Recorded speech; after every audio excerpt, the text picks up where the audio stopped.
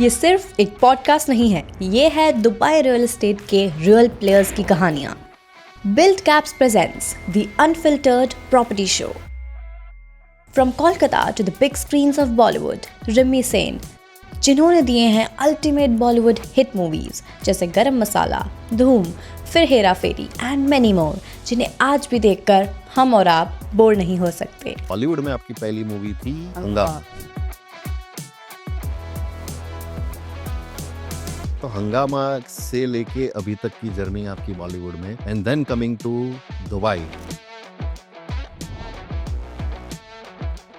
So what makes you to Dubai? क्या चीजें थी जो आपको दुबई लेके आई? एक स्ट्रेटेजिक मूव था या क्या था? मुझे जो फील होता है कि फिल्म इंडस्ट्री जो है थोड़ी सी उसका टाइम स्पैन बहुत ज़्यादा लंबा नहीं है, स्पेशली फॉर वुमेन। और उन्हीं के साथ Priyank Shah, founder of build caps, जो कि गुजरात की एक छोटी सिटी से आज $1 मिलियन का पोर्टफोलियो मैनेज करते हैं। बताने वाले हैं कि दुबई रियल एस्टेट का रियल गेम क्या है। और वहीं उनके साथ आशीष शर्मा, 14 साल के रियल एस्टेट सेल्स एक्सपीरियंस के साथ हमें बताएंगे कि कैसे क्लोज होती हैं वो $1 million deals. So get ready to hear real conversations with real people about real estate in Dubai. मैंने बहुत सारे लोगों से सुना है, इंडिया में बहुत सारे लोगों से सुना है, अभी प्रॉपर्टी में इन्वेस्ट नहीं करते हैं क्योंकि आई थिंक करेक्शन आने वाली है। सच में ऐसे कुछ करेक्शन आने वाली है क्या? ऐसे कहाँ से ये आया? ये करेक्शन वर्ड जो है ना, वो मैं 5 साल से सुनता आ रहा हूँ। दुबई साउथ अभी हॉटस्पॉट बनने वाली है, जैसे आपका डाउनटाउन हो गया, मरीना हो गया, जुमेरा हो गया, ये भी एक हॉटस्पॉट बनने वाले है क्योंकि एतिहाद रेल आ रही है, बहुत सारे मेट्रो लाइंस नहीं आ रही है, एयर टैक्सीज आ रही है। आज जो इन्वेस्ट करेंगे वो 4-5 साल कहीं और ही चला जाएगा। सो रिमी जी, कैसे हो आप? मैं ठीक हूँ, आप लोग कैसे हो? वंडरफुल। प्रियांक भाई, हम मुंबई में रिमी से मिले और आज रिमी दुबई में है। तो दुबई, मुंबई, ये सब क्या? एक्चुअल में आई थिंक 80% मुंबई से लोग दुबई शिफ्ट हो रहे हैं क्योंकि काफी सारी चीजें हैं दुबई में जो अट्रैक्ट कर रही है सबको। फर्स्ट ऑफ ऑल यहाँ का जो स्टेबल इकोनॉमी है, आई थिंक वो बहुत बड़ा रीजन है। जो सिक्योरिटी है वो दूसरा बड़ा रीजन है। फिर एक स्ट्रेटेजिक लोकेशन है, यहाँ से आप कहीं भी ट्रैवल करो आपको इजी पड़ता है। तो इतनी सारी चीजें हैं दुबई की। और अभी दुबई रियल एस्टेट मार्केट में ऐसा है कि इन्वेस्टमेंट मतलब आप एफडी में पैसे रखोगे इंडिया में, उससे कहीं ज़्यादा बेटर है आप दुबई के रियल एस्टेट मार्केट में इन्वेस्ट करो। एटलीस्ट आपके रिटर्न्स बहुत ज़्यादा अच्छे मिल रहे हैं, कैपिटल अप्रिसिएशन अच्छा मिल रहा है आपको। अगर रेंटल इनकम चाहिए वो भी बहुत ज़बरदस्त है यहाँ पे। तो I think everything about Dubai is really good. क्या बात कर रहे हो? 2 महीने में मतलब पूरे दुबई को निचोड़ दिया आप। नहीं, मेरा दुबई में आना जाना रहता था, लेकिन नॉर्मली मैं दुबई में गेस्ट अपीयरेंस देने के लिए आती थी मोस्टली, क्योंकि जितने भी हमारे यहाँ पे मार्केट है सेलिब्रिटीज के, वहाँ पे हम लोग इवेंट्स के लिए आते हैं। जैसे कुछ अवार्ड फंक्शन हो गया जहाँ पे हम लोग अवार्ड shoot देते हैं, या रिबन कटिंग हो गया, या कोई प्रोडक्ट Launches. लॉन्च हो गया। तो ये सब चीजों के लिए हम लोग आते रहते थे। लेकिन हमारी लाइफ होती थी एयरपोर्ट से होटल, होटल से इवेंट से होटल, होटल से दुबई मॉल से सीधा एयरपोर्ट। तो इतना शॉर्ट स्पैन ऑफ टाइम पे भी हम लोगों को दुबई इतनी पसंद आती थी। और आज तो मैं यहाँ की रेसिडेंट हूँ, तो मुझे बहुत अच्छा लग रहा है। एक नया जर्नी भी शुरू हुआ है मेरा। और लाइफ में मुझे ऐसा लगता है कि आपके डिफरेंट डिफरेंट फेजेस आते हैं। एक आता है आपका एकदम बचपना, जहाँ पे आप एक बहुत स्ट्रगल करते हो, दुनिया को जानते हो, पढ़ते हो और देखते हो। और फिर आपको समझ में आता है कि क्या करना है, क्या नहीं करना है, क्या हो रहा है, ठीक हो रहा है कि नहीं। ये कंफ्यूजन में बीत जाती है आपका जो फर्स्ट इनिंग्स होता है। सेकंड इनिंग्स होता है जहाँ पे आपको समझ में आता है कि ठीक है, चलो ये मेरे लिए वर्क कर रहा है, वो मेरे लिए वर्क कर रहा है, फोकस किस पे करूँ। तो वो फोकस करके आप फिर डेप्थ में घुसते हो उस चीज के। फिर वहां पे आपको सक्सेस मिलता है या फेलियर मिलता है, वहां से आप बहुत सारी चीजें सीखते हो। और जो थर्ड इनिंग्स होता है, जो आफ्टर 40s होता है, आई थिंक वो सबसे मोस्ट इम्पोर्टेंट इनिंग्स होता है आपके लाइफ का, क्योंकि आप ऑलरेडी बहुत सारी गलतियां करके लाइफ में सीख चुके होते हो इस टाइम पे। Absolutely. और वो गलतियां आप दोहराना नहीं चाहते हो। मैं बहुत लकी हूँ कि मुझे एक अच्छा प्लेटफॉर्म मिला है। मुझे दुबई का प्लेटफॉर्म मिला है अपना थर्ड इनिंग्स चालू करने का। मुझे डमा का प्लेटफॉर्म मिला है अपना थर्ड इनिंग्स चालू करने का। It's a new thing for me. तो मैं बहुत एक्साइटेड भी हूँ, but at the same time past से जो मेरे एक्सपीरियंसेस है, जो मैंने गलतियाँ की है लाइफ में, वो मैं यहाँ पे दोहराना नहीं चाहती हूँ। एक नई तरीके से अपना ज़िंदगी शुरू करना चाहती हूँ, लेकिन फील्ड बहुत नया है मेरे लिए, तो एक्साइटमेंट भी है, plus eight the same time कुछ अच्छा करने का होप भी है। और आप जैसे लोगों के साथ मैं जुड़ी हूँ, तो मुझे बहुत अच्छा लग रहा है, क्योंकि आप लोग तो इंडिया से ही हो, प्लस आशीष को तो मैं पहले से ही जानती हूँ, मेरे फैमिली फ्रेंड है। अपने लोग जब दुबई में मिल जाए और कुछ नया करने का जोश हो, सब में ग्रो करने का एक साथ जोश हो, तो वो बात ही अलग होती है। Wow, what a deep thought. First inning, second inning and third inning, जोश होना चाहिए। इनका लाइव एग्जांपल रेमी जी हैं। प्रियांक भाई, आपका क्या थॉट है being the king of real estate now in Dubai? What is your thought? इन्होंने तो बहुत अच्छे से एक्सप्लेन किया कि ये जर्नी कैसी है, दुबई कैसा है। What is your thought about Dubai and all of that? तो दुबई जब हम पहली बार आते हैं, everybody start as a tourist only.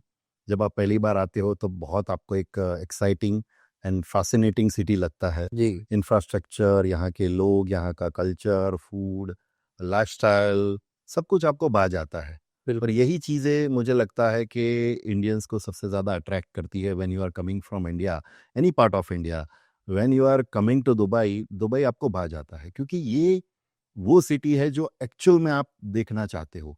मतलब जहाँ पे आपका फूड है, कल्चर है, लाइफस्टाइल है, इंफ्रास्ट्रक्चर भी है और सेफ्टी भी है। सबसे बड़ी बात सेफ्टी है, आई थिंक। हाँ, and quality of life, at the same time peace of mind.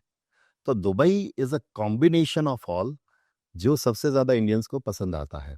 और आज भी सबसे ज़्यादा इंडियंस अगर कहीं ट्रैवल करते हैं तो वो दुबई है। और इसी तरीके से हम लोग आते हैं पहली बार, फिर दुबई धीरे धीरे हमको भा जाता है, फिर धीरे धीरे वो चीज़ें इवेंचुअली रेसिडेंसी में, एंड फिर हम लोग यहाँ पर परमानेंट सेटल, दुबई हमारा सेकंड होम से फर्स्ट होम बन फर्स्ट जाता है। होम। बिल्कुल। व्हाट डू यू से रेमी, राइट? बिल्कुल, और यहाँ पे मुझे जो उन्होंने कही सिक्योरिटी और सेफ्टी, यहाँ पे मुझे सबसे बढ़िया बात ये लगती है कि मैं जब शॉपिंग करने जाती हूँ, मुझे बैग कैरी करने की जरूरत नहीं है। मैं एक जगह पे बैग रख दूँ और मैं शॉपिंग करती रहूँ। यूएस में आप कहीं पे भी ऐसा नहीं कर सकते हो। गुची के स्टोर के अंदर भी आपका सेफ्टी नहीं है। वो Well- मैं एक बार गई थी गुची के स्टोर में, कुछ शॉपिंग कर रही थी, तो मेरे जो ऑर्गेनाइजर थे वो मेरे साथ ट्रैवल कर रहे थे, तो उन्होंने कहा मैडम ये बैग आप अपने पास रख लो। मैंने कहा क्यों, स्टोर के अंदर से कुछ प्रॉब्लम है?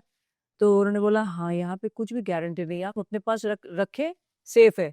तो ये सब चीजों में आपका मतलब इतना आपको फ्रीडम, फ्रीडम एक ऐसी चीज है ना जिसको पाने के लिए, यू कांट बाय दैट। हाँ, वो आप खरीद नहीं सकते। और हम लोगों का सबसे पहला लाइफ में गोल क्या होता है? Freedom, financial freedom, mental freedom, spiritual freedom और every sort of freedom. Right. उसको अचीव करने में आपको सालों लग जाता है। नहीं तो हमेशा आप डर के मारे रहते हो कि नहीं हमको ये करना है, वो नहीं बोल सकता, मतलब मन मार के आप जीते हो, आपका फ्रीडम नहीं है। लेकिन जिस वक्त आपको ऐसा लगे कि मैं अभी अपने टर्म्स एंड कंडीशन पे जिंदगी जी सकता हूँ, तो वो सबसे बढ़िया फीलिंग है और उसको अचीव करने में भी काफी साल लगती है। एक चीज है जो दुबई प्रोवाइड करती है और वो सबसे ज्यादा अट्रैक्टिव है। I think this is your experience from your journey of Bollywood and now to Dubai, which is talking. बिल्कुल। You are feeling free, I guess, more in Dubai. दूसरा, मेरी तो शादी भी नहीं हुई, तो उस एस्पेक्ट में मैं बहुत फ्री हूँ। हाँ, मतलब इंडिया में थोड़ा सा एक एक प्रेशर फील होता है, जो हाँ। दुबई में आपको नहीं। इंडिया में भी लोग जज करते हैं आपको। इंडिया में मैं उसी में ही आ रही थी, जैसे आपने कुछ बड़ी गाड़ी ले ली, हाँ, तो आपके जितने भी कलीग्स है वो बोलते हैं कि अरे मेहनत तो हमने उतना ही किया है, इसकी ये गाड़ी है और मेरी ये गाड़ी क्यों है, मैंने क्या गलती किया है? हाँ, जरूर इसका कुछ ना कुछ होगा, कुछ ना कुछ सेटिंग होगा। ये सब चीजों में लोग फंस जाते हैं बातों में, लेकिन सब उनको समझ में नहीं आता कि लोग अपनी नसीब लेके आए हैं। आप मेहनत करोगे इतना, दूसरा आदमी मेहनत करेगा सेम, लेकिन वो अगर नसीब लेके आए हैं, जैसे शाहरुख खान, अगर सब लोग शाहरुख खान नहीं बन सकते, मे बी शाहरुख खान जितना मेहनत करते हैं उतना मेहनत सभी करे, लेकिन जरूरी नहीं कि वो शाहरुख खान बनेंगे। सब अपना नसीब लेके आ रहे हैं। तो इंसान को उस पॉइंट पे उनको समझ में नहीं आता फोकस करना, लेकिन सबको अपना जो खामी है उसके ऊपर ज्यादा फोकस है, रादर देन के दूसरे का देख के उनको ऐसा लगता है कि ओ माय गॉड ये तो और ज्यादा मतलब प्रॉब्लम हो गया मेरे साथ, तो ऐसा मैं कैसे हैंडल करूंगा। तो वो हैंडल नहीं कर पाते, ना खुद का सक्सेस हैंडल कर पाते। जब इंसान का सक्सेस होता है, मैं हमेशा बोलती हूँ कि जब सक्सेस होता है सर पे मत चढ़ाओ, जब फेलियर होता है दिल पे मत लगाओ। I think Prang bhai, it's in all the fields. आप क्या कहते हैं? It's in real Absolutely. estate also. हाँ, हमेशा मतलब आप सक्सेस से है ना कभी खुश मत हो जाओ, क्योंकि सक्सेस क्या है, आपको हमेशा एक नशे में थोड़ा सा चूर बना देता है, ओवर कॉन्फिडेंट बना देता है। कई बार लोग एरोगेंट या इगोइस्टिक हो जाते हैं। सो सक्सेस से कभी भी मतलब उसको सर पे नहीं चढ़ाना चाहिए। Especially with the easy money and people get that in.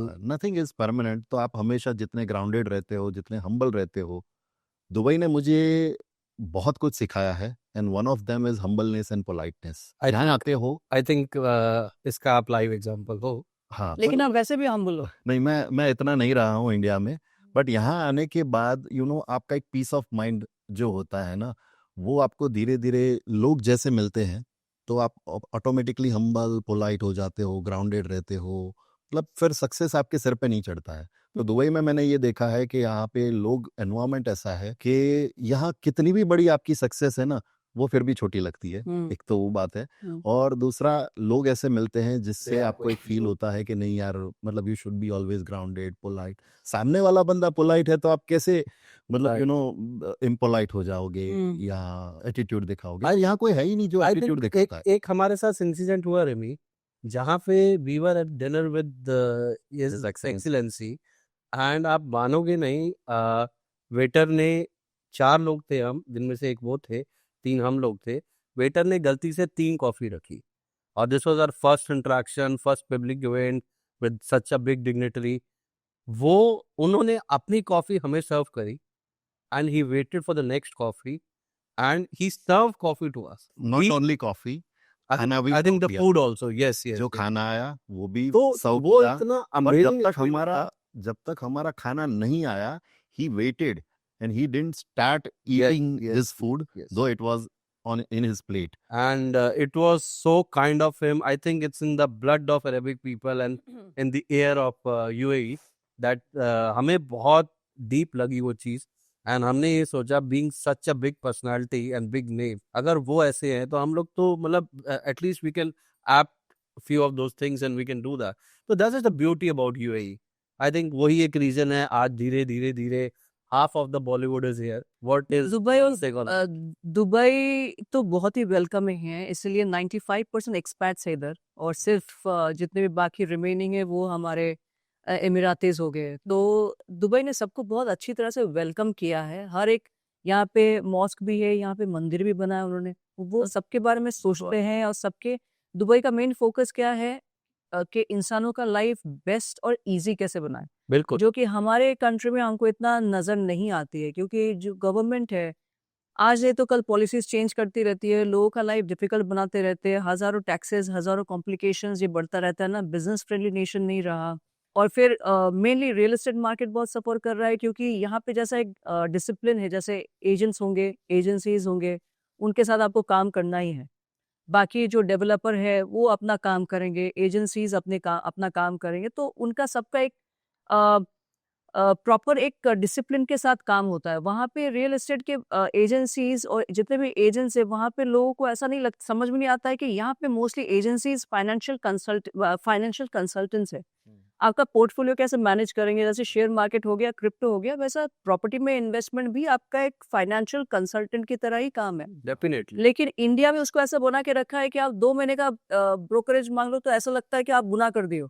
तो उनको ऐसा लगता है 2 महीने का ब्रोकरेज क्यों, तो 1 महीने का। अरे आपको समझ में नहीं आ रहा है कि एक ब्रोकर, एक एजेंट, एक एजेंसी कितना मुश्किल के साथ सब कुछ, मतलब इंफॉर्मेशन गैदर करके, अपना फील्ड वर्क करके फिर आपको वो घर या एड्रेस प्रोवाइड करते हैं। तो उसके लिए उन्होंने, अगर उनका रेम्यूनरेशन इतना है, फीस इतना है, तो आपको इंडिया में बेसिकली क्या है, हमको कितना फायदा हो रहा है वो नहीं देखेंगे, दूसरे को उतना क्यों फायदा हो रहा है उसके पीछे उनका नजर है। इसके लिए वो कल्टी ग्रो नहीं कर पाते, हमेशा छोटी छोटी चीजों में इतना फंसे हुए रहते हैं ना वो लोग कि बड़ा पिक्चर देखना भूल जाते हैं। एग्जैक्ट, तो वो प्रोफेशनलिज्म नहीं है, उस तरीके से ट्रीट नहीं किया जाता रियल एस्टेट को या रियल्टर्स को या रियल एस्टेट एडवाइजर को, कंसल्टेंट्स को, those who are actually working for you, exactly. and they are working really hard to get you the best deal from the developer, get you best properties in the market. तो exactly, लोग बहुत मेहनत का काम है। 1-2% पैसा बचाने के लिए भी लोग इंडिया में क्या है कि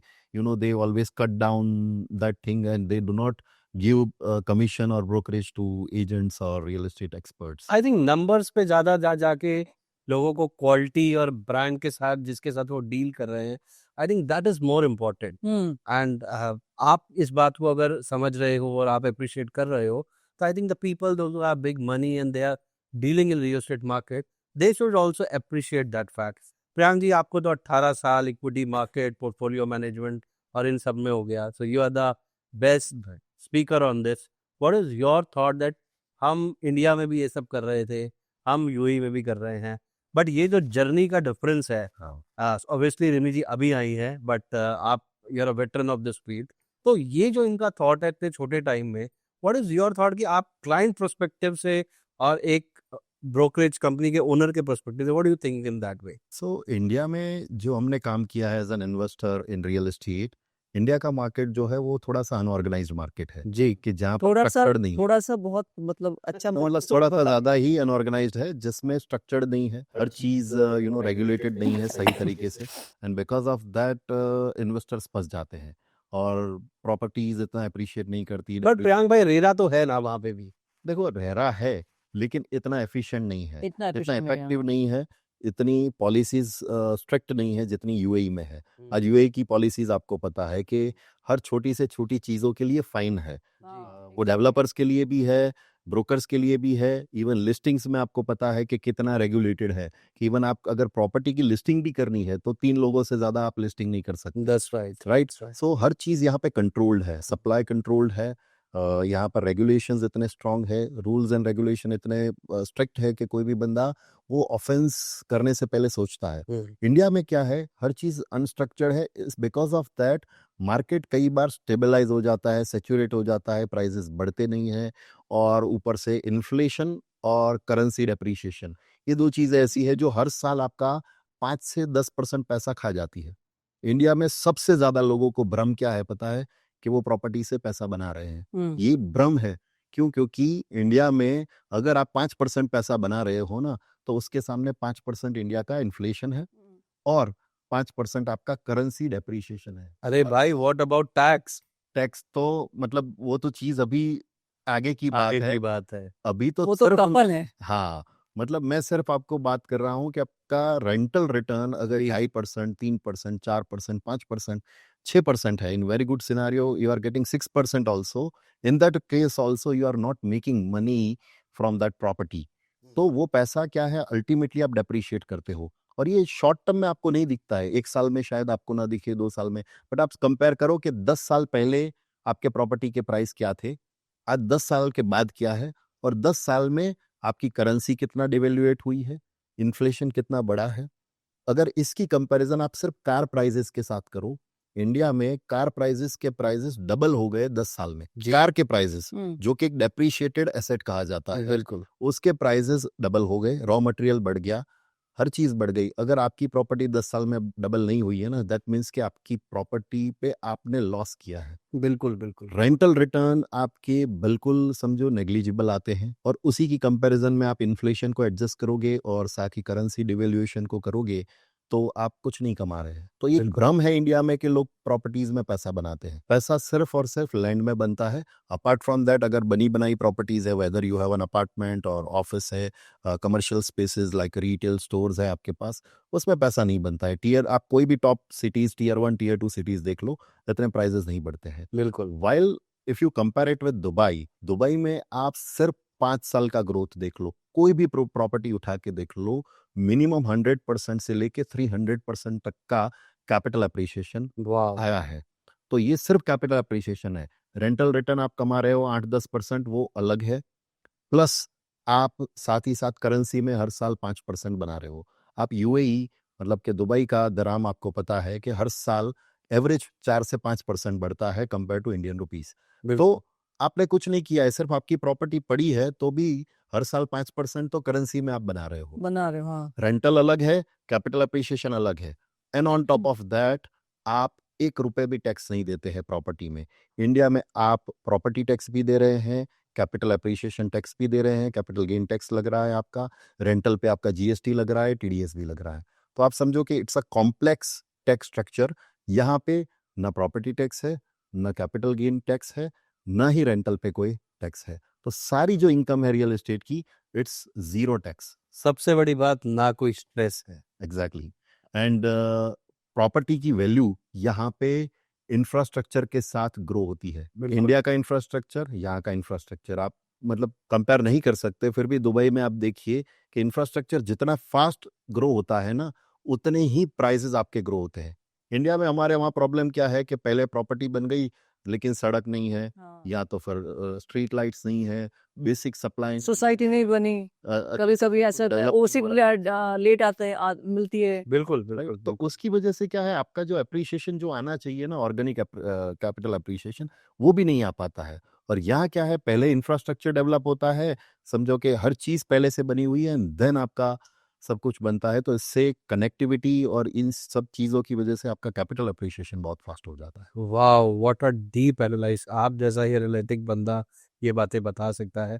आई थिंक जो व्यूअर्स हमारा पॉडकास्ट देखेंगे, it's very helpful to them कि ये छोटी छोटी चीज़ें जो शायद आज एक पैसे लगाने वाला, इन्वेस्ट करने वाला इन सब पॉइंट्स पे कभी सोचता ही नहीं है, but because of you being expert in this, जो आपने छोटी छोटी चीज़ें बताई है, जिसमें करेंसी के बारे में आपने बताया, जिसमें कैपिटल अप्रिसिएशन प्लस टैक्स के बारे में आपने बताया, आई थिंक एक इन्वेस्टर की वो सोच को हमें बढ़ाना पड़ेगा definitely in terms of we are here to educate people. We definitely are not here to sell something to somebody. We are here to educate them, make awareness, and that is how they can grow their wealth. लोगों को, ज्यादातर लोगों को पैसा कमा लेते हैं, लेकिन क्या है, उनको पता ही नहीं है कि पैसा कहाँ लगाना है। So being into wealth management since 2007, हमारा कोर प्रोफाइल क्या है कि पहले रिसर्च करो, एजुकेट करो, and then empower them to invest at a right place. तो यही चीज हमें इक्विटी में भी अप्लाई की, यही चीज हम रियल एस्टेट में भी अप्लाई करते हैं कि प्रॉपर आपका एसेट एलोकेशन होना चाहिए। थोड़ा पैसा आपका गोल्ड में होना चाहिए, थोड़ा सा रियल एस्टेट में, थोड़ा इक्विटी में, लिक्विड एसेट्स में होना चाहिए। और एक सही तरीके से अगर आपने सारी एसेट एलोकेशन की है, then only you can grow over a period of time.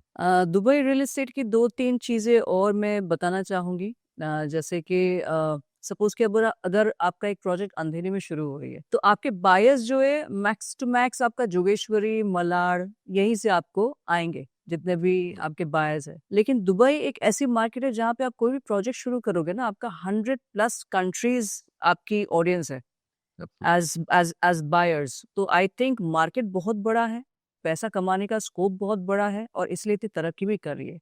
दूसरी चीज़ है जो दुबई रेस्ट ऐप है, वहाँ पे सारी चीज़ें बहुत ट्रांसपेरेंटली दिखाया गया है कि कौन सा एरिया में कौन सा ट्रांजैक्शंस, कितने ट्रांजैक्शंस होते हैं और कितने पैसे का ट्रांजैक्शंस होता है, मैक्स टू मैक्स कितने में बिका है वहाँ पे प्रॉपर्टी, मैक्स टू मैक्स कितना वहाँ का एरिया का रेंट चल रहा है। तो आई थिंक ये सब चीज़ें भी एजुकेट करने के लिए बहुत अच्छा एक सिस्टम बना के रखा हुआ है, जिसके लिए आप जैसे एजेंसीज का इतना मतलब बहुत ज़्यादा मेहनत नहीं लगता है इंसान को एजुकेट करने के लिए। सिर्फ उनको बस नजरिया चेंज करवाना है, ये देखो और ये आपके लिए सेफ है, आप इसमें इन्वेस्ट करो। और तीसरा जहाँ पे आपकी एजेंसी की बात आती है, जैसे हम लोग बात कर रहे थे कि आपके जितने भी क्लाइंट्स है वो एक बिल्डिंग से शुरू किए थे, एक सेल से शुरू किए थे, आज काफी दूर तक आप लोग गए हो सबके साथ।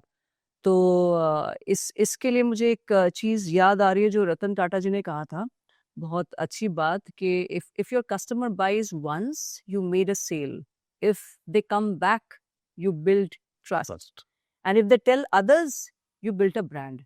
So I think आप लोगों ने ट्रस्ट तो जीत ही लिए हो बहुत सारे लोगों का, और आप दोनों का नेचर भी मुझे बहुत पसंद है। मतलब ऐसा नहीं कि आप लोग बिजनेस कर रहे हो, आप लोगों का एक फैमिली वाइब है जो कि मतलब लगता ही नहीं कि मैं यहाँ पे पोर्टफोलियो मैनेजमेंट हो रहा है या मैं काम कर रही हूँ। यहाँ पे ऐसा एकदम फैमिली माहौल है। जितने भी एजेंट्स आपके कंपनी में वो भी बहुत अच्छे लड़के हैं, सबके सब एकदम यंगस्टर्स है, आगे चल के वो लोग भी स्टार एजेंट्स बनेंगे, अपनी अपनी कंपनियां खोलेंगे। तो it's a very good vibe आपकी कंपनी में। मैं जब पहले दिन आई थी मुझे बहुत अच्छे लगे थे आप दोनों। मुझे ऐसा लगा ही नहीं था कि मैं काम के लिए बात करने के लिए आई हूँ। मुझे ऐसा लगा कि बहुत सालों से हम लोग एक दूसरे को जानते हैं और ये तो हमारे फैमिली फ्रेंड है ही, लेकिन इंडिया में हम लोग इतना टच में नहीं थे। लेकिन यहाँ पे आके मतलब ऐसा लगा कि अपने ही मिल गए।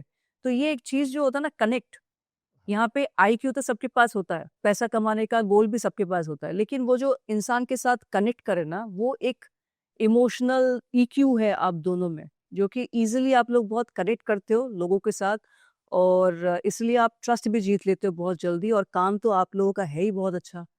तो इसके लिए आई थिंक आप मतलब आप जहाँ से भी शुरुआत किए हो आज आप बहुत अच्छा कर रहे हो और आगे भी बहुत अच्छा करोगे।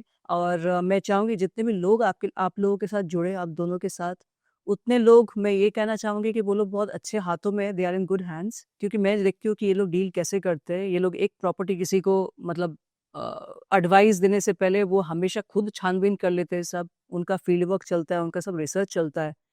तो I think you guys are in good hands, very good hands. So I really appreciate your kind words. And as you rightly said कि जो रतन टाटा जी के फिलॉसफी है उसी पे हम लोग काम करते हैं कि हम कभी सेल करने के लिए, कभी कुछ बेचने के लिए कभी भी किसी को अप्रोच नहीं करते. Our always our goal is to add values to them. उनका कैपिटल ग्रो होना चाहिए, उनका वेल्थ बिल्ड होना चाहिए. We educate them in a right manner and also we share the same bond as a family. मेरे जितने भी investors है, you won't believe, all are like family members. मतलब आए थे हम लोग, स्ट्रेंजर्स हैं, मिले, बातचीत हुई, प्रॉपर्टीज अब साइड में रह गई है. इट्स जस्ट प्रॉपर्टी, एंड बाकी सारा जो हमारा जो बॉन्डिंग रहता है, इट्स लाइक अ फैमिली. तो I love to do that, क्योंकि मैं हमेशा अगर किसी को कुछ भी रेकमेंड करता हूँ तो I feel like I am buying that the same thing. जैसे मैं वो फिल्म देखना पसंद नहीं करती हूँ और एक्टिंग करना नहीं पसंद करती हूँ जो मैं खुद ना देखने जाऊँ, राइट. वैसा ही है. एक्चुअली प्रियांक भाई, मतलब इट्स कम फ्रॉम इनसाइड. अगर आप काम अच्छा कर रहे हो, जैसे हम लोगों की प्रैक्टिस यही रही, हम शायद ही किसी को वो प्रोडक्ट रेकमेंड करें, या वो एथिक्स में है ही नहीं कि हम किसी को वो प्रोडक्ट रेकमेंड करें जो हम खुद लेना ही ना चाहें. एग्जैक्टली. सो उसके पीछे I think you are appreciating that. कई लोग जो हमारे साथ पुरानी जर्नी से जुड़े हैं वो अप्रिशिएट करते हैं, बट उसके पीछे it it it needs a big research. We get our blood and soul into our customer search, and then there are few top projects or the best projects as per their budget, as per the availability. तो वो सारी चीजें combine करके एक product सामने आता है, और बहुत कम कस्टमर्स होते हैं जो उसको वैल्यू करते हैं. जो लोग एक बार जुड़ते हैं उसके बाद, as you said, the personal thing. So हमारा मानना ये है, जो आज हमारे साथ जुड़ा है, बिल्ड कैप्स फैमिली के साथ जुड़ा है, वो फैमिली का पार्ट हो चुका है. नाउ बहुत सारी ऐसी चीज़ें होती हैं जो शायद हम अभी ऑनलाइन बात नहीं कर सकते, बट हम एक एक्स्ट्रा लिमिट तक जाके उन लोगों की हेल्प करते हैं in terms of X, Y, Z, and we try to make them feel Dubai their home, and Buildcaps they're part of Buildcaps family. That is our core aim. Her business के पीछे एक intention होना जरूरी है, और वो intention अगर अच्छा हो, लोगों का भला करने का इंटेंशन हो, तो अपना भी भला हो ही जाता है. डेफिनेटली. एंड ये जो रियल एस्टेट की जर्नी है, ये कोई शॉर्ट टर्म नहीं है, it's a long term journey. तो इसमें जितना आप लोगों को फायदा करवाते हो, उनको अच्छे से ट्रीट करते हो, अच्छा सर्विस देते हो, अच्छा सपोर्ट देते हो, you educate them well, and जब आपने कुछ अच्छा उनके लिए किया है तो it always go long way. हाँ, ये आपको हमेशा लॉन्ग टर्म में लोग जुड़ते जाते हैं. लोग जुड़ते जाते हैं. मैंने कई बार देखा है कि लोग, कई बार क्या है कि हमारे पास आते हैं, सारी इंफॉर्मेशन लेते हैं, और then they buy properties from somebody else. होता है, हर कोई बंदा हमारे साथ डील नहीं करता है, बट इवेंचुअली 6 महीने 12 महीने बाद वो ही लोग घूम फिर कर हमारे पास आते हैं कि you are the right guys, कि जिनको मैं 6 महीने पहले मिला था, you treated us so well and you never try to sell something to me. हाँ, कई बार हो सकता है कि फॉर एन इंस्टेंस कोई बंदा उनको ज्यादा फॉलो अप करके या ज्यादा खुशी हो जाए, पुश करके एक बार सेल कर भी लेता है, बिल्कुल. But it never last long. ये चीजें हमेशा क्या होती है कि लास्ट लॉन्ग नहीं चलती है. आज मैं किसी को फोर्स करके कुछ दिला भी दूं तो वो चीज लॉन्ग टाइम में सस्टेन नहीं कर पाती है, और ऐसे कभी भी रियल एस्टेट ग्रो भी नहीं होता है. तो हमारा जो विजन है या हमारी कोर वैल्यूज है वो यही है कि लॉन्ग टर्म हमें यहाँ पे लोगों के साथ जुड़ के रहना है. We are not in a race of number 1 number 2, but we are in a race to add values to our investors, and that makes you different from the rest of them. Exactly. So हमारा target ये नहीं है कि हम bulk में कितने लोगों को हमने यूनिट बेची. हमारा टारगेट ये है कि हमने कितने लोगों को फायदा पहुंचाया, कितने लोग खुश है आपके काम से. बस एग्जैक्टली. सो मैं हमेशा लोगों को राइट रिसर्च करके, प्राइस पर square feet, location, best developer, best price पर स्क्वायर फीट, फिर आगे कितना ग्रो होगा और क्यों होगा, उसका सही रिसर्च करके फिर जब उनको प्रॉपर्टी देता हूं तो दे फील कि नहीं, ये मुझे जेन्युइन गाइडेंस मिला है, और सिर्फ प्रॉपर्टी बेचने के लिए बेच नहीं दी है. वरना लोग क्या करते हैं कि हाइप क्रिएट करने के चक्कर में या सिर्फ हाइप में प्रॉपर्टी बेच देते हैं, उनको एजुकेट नहीं करते. कई बार लोगों को पता ही नहीं होता दिखाने के लिए, हाँ, वो नंबर पे फोकस करते हैं. Exactly. So when the investors are overseas, they do not know where exactly the property is. कई बार उनको पता ही नहीं है कि प्रॉपर्टी कहाँ है, कैसी है, कितना स्क्वायर फीट है, कुछ नहीं पता होता है। They just by it because somebody is pushy and somebody is overselling something or somebody is like marketing इतना हो रहा है, तो ये होती है चीज़ें। बट अगर आप सही मायने में लोगों को एजुकेट करते हो तो इट गोज लॉन्ग वे। अगर शॉर्ट टर्म नज़रिया है तो एक बार तो आप प्रॉपर्टी बेच देते हो, बट फिर दोबारा वो इन्वेस्टर, क्योंकि दुनिया में सब लोग आज नहीं तो कल सबको रियलाइज होता है, and then they never deal with you again. जैसे मेरा एक केस था। मेरे एक एजेंट थे, वो अपने क्लाइंट को लेके गए डेमार्क आइलैंड फेज 2 का लोकेशन दिखाने के लिए। तो मैंने लोकेशन उनको भेज दिया, जाके देखें यहाँ तो कुछ बना ही नहीं है मैम, यहाँ पे तो पूरा रेगिस्तान है। मैंने कहा आज जो तुमको लैंड दिख रहा है ना, वही लैंडमार्क बन जाएगा कल। तो जितने भी लोगों ने सोल्ड आउट, वो प्रोजेक्ट सोल्ड आउट है हमारा।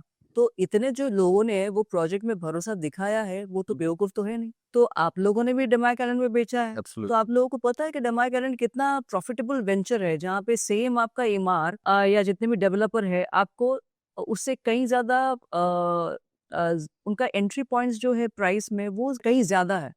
हम लोग बहुत अफोर्डेबल प्राइसेस में देते हैं, क्योंकि हम लोग का लैंड एक्वायरिंग जो है, हम लोग का कंस्ट्रक्शन कॉस्ट जो है, वो काफी रीजनेबल रेट में हम लोग कर लेते हैं। तो इसलिए हम लोग इन्वेस्टर्स को एक मौका दे सकते हैं कि आप पैसे कमाओ। लेकिन बाकी किसी प्रोजेक्ट में शायद इतना कैपिटल अप्रिसिएशन ना हो। तो हमारे जितने भी इर्द गिर्द के प्रोजेक्ट है, जैसे कि इमार हो गया, शोभा हो गया, सबके पर स्क्वायर फीट रेट ज्यादा है, हमारे पर स्क्वायर फीट रेट हमेशा कम है। तो हमारे जितने भी इन्वेस्टर्स है, वो जिस दिन एंटर करेंगे वो ऑलरेडी प्रॉफिट में रहेंगे, क्योंकि वो एरिया में बाकी सब ज्यादा पीएसएफ में वो ऑफर कर रहे हैं। रिमी जी, इसमें you were there at the launch of islands 2 मैंने देखा है क्या मारा। एंड एग्जैक्टली मैं उसी पॉइंट पे आ रहा था।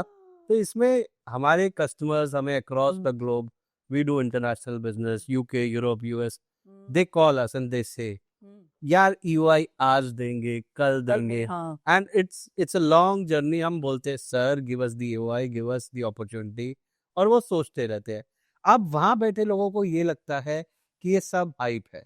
अब you being the part of one of the top developers in UAE, Damac, ये कितना सच है कि 10 घंटे में 10 बिलियन बिकता है या नहीं बिकता?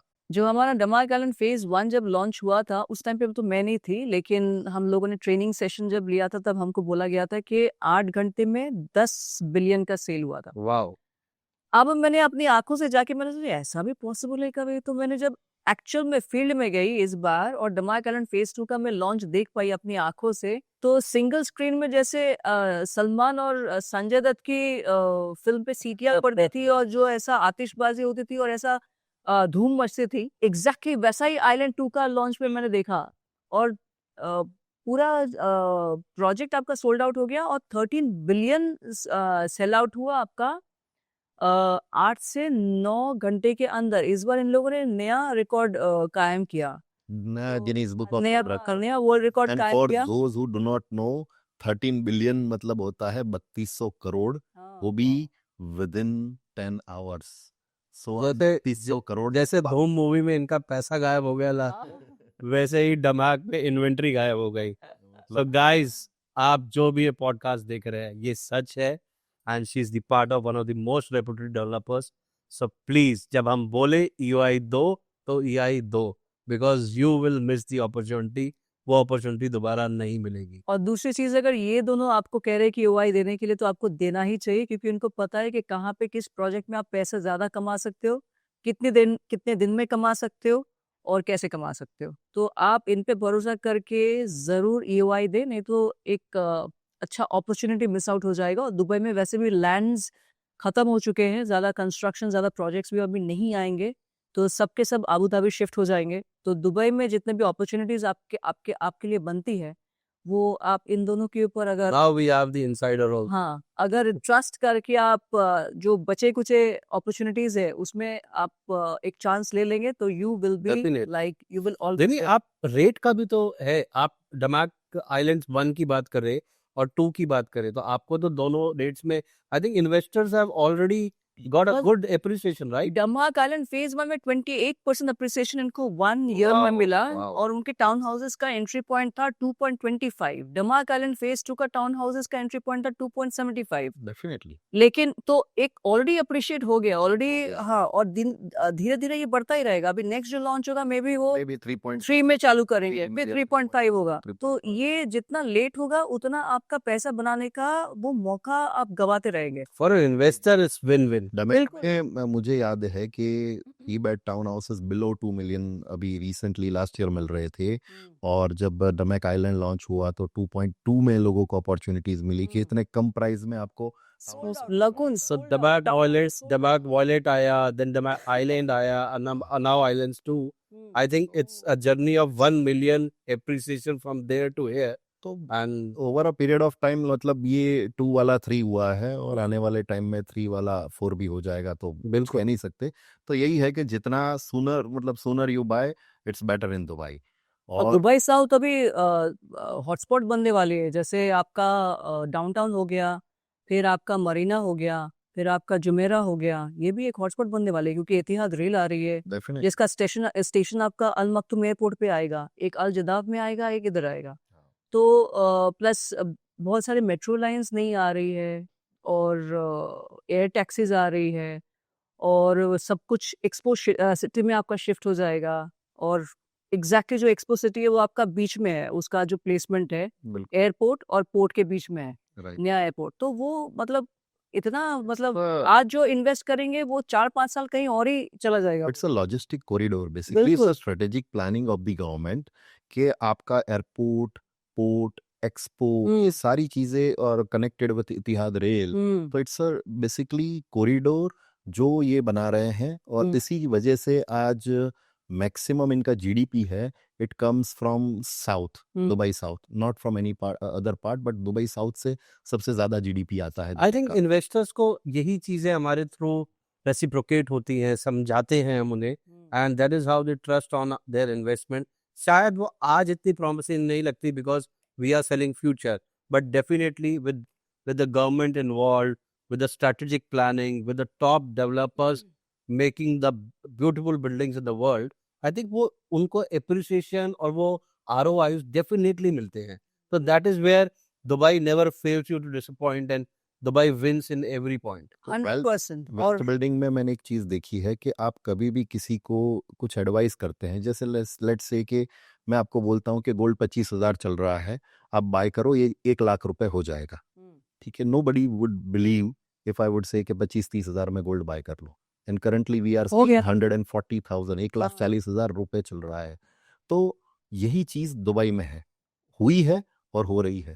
अगर आज किसी को बोलो कि आप ये 2 मिलियन में या 3 मिलियन में ये टाउन हाउस ले लो, ये कल 5 मिलियन हो जाएगा, ये बोले नहीं यार ये तो बहुत महंगा है, बिकॉज उन्होंने ये 2 मिलियन से 3 मिलियन की जर्नी देखी है, लेकिन 3 से 5 या 7 होने वाला है वो जर्नी नहीं देखी है। तो if you compare it with gold, equities या इवन क्रिप्टो, बीटीसी देखो, अगर मैं आपको 15-20 हजार डॉलर में अगर आपको बोलता कि 1 लाख डॉलर हो जाएगा BTC in a very short time, तो आप बोलोगे यार it's not possible, and it happened. So wealth building में हमेशा आपको फ्यूचर में लॉन्ग टर्म सोचना पड़ता है, जी। तभी आप पैसा बनाते हो। बाकी एक जगह पर आप खड़े रह के सोचो कि ये तो ऑलरेडी बढ़ चुका है, क्योंकि अभी सबसे ज्यादा लोगों को यही चैलेंजेस आ रहे हैं, यार दुबई के प्राइसेस तो बहुत बढ़ चुके हैं। गोल्ड जब बाय करना था लोग यही बोलते थे कि यार 50,000 में गोल्ड, ये तो ऑलरेडी बहुत बढ़ चुका है, मैंने 15,000 देखा, 25,000 देखा, 50,000 में कैसे बाय करूं, तो 50 वाला आज I think almost Priyank, 1.5 lakh. I think Priyank ji and Rimi, आप भी इस बात को एग्री करेंगे that an investor या एक लेमन लैंग्वेज में बात करें कि you have to bet on future. Investment का मतलब ही फ्यूचर है। एक पॉइंट के बाद जैसे हम लोग टिल 30, 35 या 36 तक, जब तक मतलब फिजिकल स्ट्रेंथ हमारे में अंदर है, हम लोग मनी अर्न करते हैं। लेकिन एक पॉइंट आता है जब मनी अर्न करने का सिलसिला खत्म हो जाना चाहिए। Your money should make money. Exactly. तो Definitely. रिटायरमेंट का फेज आपका वैसा ही होता है, आपका पैसा बनाएगा, पैसे से पैसा बनाओगे। लेकिन वो चीज इन्वेस्टमेंट तो सभी करना चाहते हैं, इन्वेस्टमेंट सभी करते हैं, लेकिन विजन होना बहुत जरूरी है। I'll add to the point, शायद 6% 7% की लोग एफडी के लिए हम्म करोड़ों रुपए आपने बैंक में डाल रखा है and they are getting nothing out of it 10% And- में TDS भी जाता है फिर हाँ, और उसमें आप इन्फ्लेशन एडजस्ट करो बिल्कुल और करेंसी डेवैल्यूएशन ऐड करो तो आप एफडी में तो लॉस ही कर रहे हो basically you are ruining your capital yes yes yes so उसी पॉइंट पे प्रियांक जी दुबई या यूएई में आज इन्वेस्ट करते हैं इतना कुछ आ रहा है एक्सपैंड हो रहा है इतनी एग्रेसिवली सो दस इन्वेस्टर को अपनी चीजें कैलकुलेट करनी है and we are there to maintain their portfolios and और देयर मैं हमेशा एक लोगों को एडवाइस करता हूँ कि आप शॉर्ट टर्म गोल लेके मत चलो सबसे ज्यादा लोग मिस्टेक कहाँ करते हैं मैंने आज प्रॉपर्टी ली ना तो ये 6 महीने से 12 महीने में निकल जाए ये नहीं होगा लोग सोचते नहीं बहुत सारे एजेंसीज भी होते हैं जो एडवाइस करते नहीं आप फ्लिप मार देना लेकिन फ्लिप मारने से आपको वो that is the worst हाँ, investment word mistake से हो। which people are making and because of that they are making loss हम्म क्योंकि आपके पास पैसा नहीं है एंड आप ओवर लीवरेज होके यहाँ ऐसे ही फ्लिपिंग के चक्कर में प्रॉपर्टी बाय कर सही पैसा बनता है 3 to 5 years के होल्डिंग में अगर आपका 3 से 5 साल का विजन है ना तभी आपका पैसा ग्रो होगा अगर आप शॉर्ट टर्म 1 साल का सोच लेके आए हो रियल एस्टेट में दुबई में तो you are not going to make money चाहे वो कुछ भी म्यूचुअल फंड हो प्रॉपर्टी हो Gold गोल्ड हो, लॉन्ग टर्म आपको equity सोच के हो, चलना यार, पड़ेगा उसको relationship होल्ड हो। करने का रिलेशन वो तो है ही, वो तो ऑलवेज गोल्ड है रिलेशनशिप नहीं है तो कुछ भी नहीं है। that needs time that हाँ। needs investment Everything right needs time and patience Exactly. as well. So real estate में जो लोग मिस्टेक करते हैं कि शॉर्ट टर्म गोल लेके आते हैं they should not focus on short term trading they should focus on long term wealth building कि मैं आज कोई प्रॉपर्टी बाय कर रहा हूँ उसमें 3 साल 4 साल में over a period of time I will put some money instalments में धीरे धीरे मेरा पैसा जाएगा और जब वो प्रॉपर्टी रेडी हो जाएगी देन आप उसका ग्रोथ देखो मैंने अभी तक देखा है कि 30% से लेके 100% के बीच में कैपिटल अप्रिशिएशन हुआ है बिल्कुल राइट सो एवरेज दुबई में 25 CAGR का कंपाउंडिंग एनुअल ग्रोथ आपको एवरेज मिलता है अगर आपने राइट डेवलपर के साथ अच्छी प्रॉपर्टीज बाय की है 25% तो आपका वैसे भी ग्रोथ आ रहा है but you should have long term mindset छोटा माइंडसेट 1 साल का माइंडसेट लेके चलोगे तो you may not make money but in long term definitely you will make money क्योंकि 5 साल में सिर्फ 25% तो आपकी करेंसी बढ़ी होगी जो आपको लॉन्ग टर्म में फायदा करवाएगी प्रॉपर्टीज भी आपकी बढ़ती है और उसी में आपका वेल्थ क्रिएशन होता है बिल्कुल बिल्कुल और बहुत सारे लोग सोचते हैं कि शॉर्ट टर्म में इतना फ्लिप मार देंगे इतना वो रीसेल कर देंगे कभी कभी ऐसा होता है दुबई में आपका प्रॉपर्टी रेडी है लेकिन हैंडओवर नहीं हो रहा है क्योंकि क्या है यहाँ पे मार्केट बहुत रेगुलेटेड है बाय द गवर्नमेंट अगर उनको ऐसा लगता है कि ओवर सप्लाई आ रही है ओवर सप्लाई लग रहा है उनको तो वो लोग रोक देते थोड़ा सा हैंडओवर डेट्स तो बहुत सारे लोग बोलते नहीं प्रॉपर्टी लेट होता है हैंडओवर होने में एसीडी लेट है ये है वो है लेकिन वो सब रेगुलेटेड है बिल्डिंग्स बनी है बिल्डिंग्स रेडी है लेकिन गवर्नमेंट नहीं चाहती कि ओवर सप्लाई बन जाए ताकि मार्केट खराब हो जाएगा सबका कमाई में फर्क आएगा तो इसके लिए वो सब भी चीजें जो सोचते हैं ना कि मैं इतना साल में फ्लिप मार दूंगा इतना महीने में फ्लिप मार दूंगा वो सोच के जो अपना प्लानिंग करते हैं कभी कभी वो प्लानिंग भी फ्लॉप चली जाती है उनकी बिल्कुल। क्योंकि वो आपका हैंडओवर मिलने में और 6 महीना और 1 साल लेट हो गया तो फिर उनका भी जो रोलिंग में चलता है पैसा वो भी कहीं ना कहीं अटक जाता है फिर वो फंस जाते हैं I would like to highlight one thing कि आपने बोला कि यहाँ पे हर चीज रेगुलेटेड है सो उसमें आपने एक चीज बोली थी Dubai rest application and online transaction which is missing in India आप इंडिया में किसी भी सिटी में किसी भी बिल्डिंग के अपार्टमेंट के ट्रांजैक्शंस चेक करने हैं फिल्म में स्टोरी चलती है वहां पे सब आप नहीं चेक कर पाओगे मेरे चाचा जी मेरे एक प्लॉट 1 नंबर है दूसरा प्लॉट 2 नंबर है एक प्लॉट अगर बेचा 4 करोड़ का उसके साथ वाला प्लॉट बेच दिया 6 करोड़ का there is no trace exactly और आप कभी भी ट्रांजैक्शन रियल वैल्यू के पता ही नहीं चलते इंडिया में दुबई में आप कोई भी एरिया में किसी भी बिल्डिंग के ट्रांजैक्शंस आप दुनिया के किसी भी पार्ट में बैठे हैं you can track the transactions कि क्या क्या ट्रांजैक्शंस हो रही है क्या प्राइस पर स्क्वायर फीट चल रहा है अगर बुर्ज खलीफा फेसिंग अपार्टमेंट है तो उसका क्या प्राइस है और नॉन बुर्ज खलीफा फेसिंग अपार्टमेंट का क्या प्राइस है ये सारी जो ट्रांसपेरेंसी है ना यही लोगों को दुबई की तरफ अट्रैक्ट करती है क्योंकि जितना मार्केट ट्रांसपेरेंट होगा उतना इन्वेस्टर का कॉन्फिडेंस बढ़ेगा अगर कोई बंदा पैसे लगा रहा है तो वो पहले देखेगा कि उस बिल्डिंग में या उस एरिया में क्या प्राइस पर स्क्वायर फीट चल रहे हैं अगर ट्रांजैक्शंस हो रही है तो कितनी हो रही है ये सारी चीजें जो होती है ना वो इन्वेस्टर की जो माइंडसेट है उनको स्ट्रांग बनाती है जैसे मैं एक इन्वेस्टर हूँ, मैं सबसे पहले मैं खुद इन्वेस्ट करता हूँ, तो before investing I do all that research. तो मुझे ये जो दुबई रेस्ट एप्लीकेशन है और डीएलडी के जो ट्रांजैक्शन है वो मुझे बहुत हेल्प करते हैं टू गेट एन आइडिया कि मार्केट एक्चुअल में कहाँ खड़ा है। आज अगर मार्केट में सप्लाई एब्जॉर्ब हो रहा है, अगर मार्केट में मैं कुछ बेचने जा रहा हूं तो देयर आर सर्टेन बायर्स, तो वो किस प्राइस पे बायर्स हैं वो मुझे पता चलेगा एक्चुअल ट्रांजैक्शन से। बिल्कुल और एक्चुअल ट्रांजैक्शन से ही आपकी ट्रांसपेरेंसी आती है मार्केट में। बिल्कुल। तो ये बहुत अच्छी बात है कि दुबई में हर चीज ट्रांसपेरेंट है, ऑनलाइन अवेलेबल है कि कौन सा अपार्टमेंट किस प्राइस पे किस डेट पे बिका, कितनी बार बिका। अगर कोई ट्रांजैक्शन 3 बार हुई है तो वो 3 बार भी दिखाता है डीएलडी। तो ये सबसे बड़ी बात है जो तो यहाँ पे मिसिंग पार्टी नहीं। डिस्प्यूट्स भी कम है यहाँ पे। और यहाँ पे सबसे अच्छी बात है, दूसरी एक अच्छी बात है कि यहाँ पे जब भी आप प्रॉपर्टी ओन करते हो आपको एक बिल बनानी पड़ती है, वो कंपलसरी है। राइट। अगर बिल नहीं बनाओगे तो प्रॉपर्टी गवर्नमेंट को चली जाएगी, चाहे आपका ब्लड रिलेशन में कोई हो, चाहे कोई भी हो। यहाँ पे शरिया लॉ चलती है।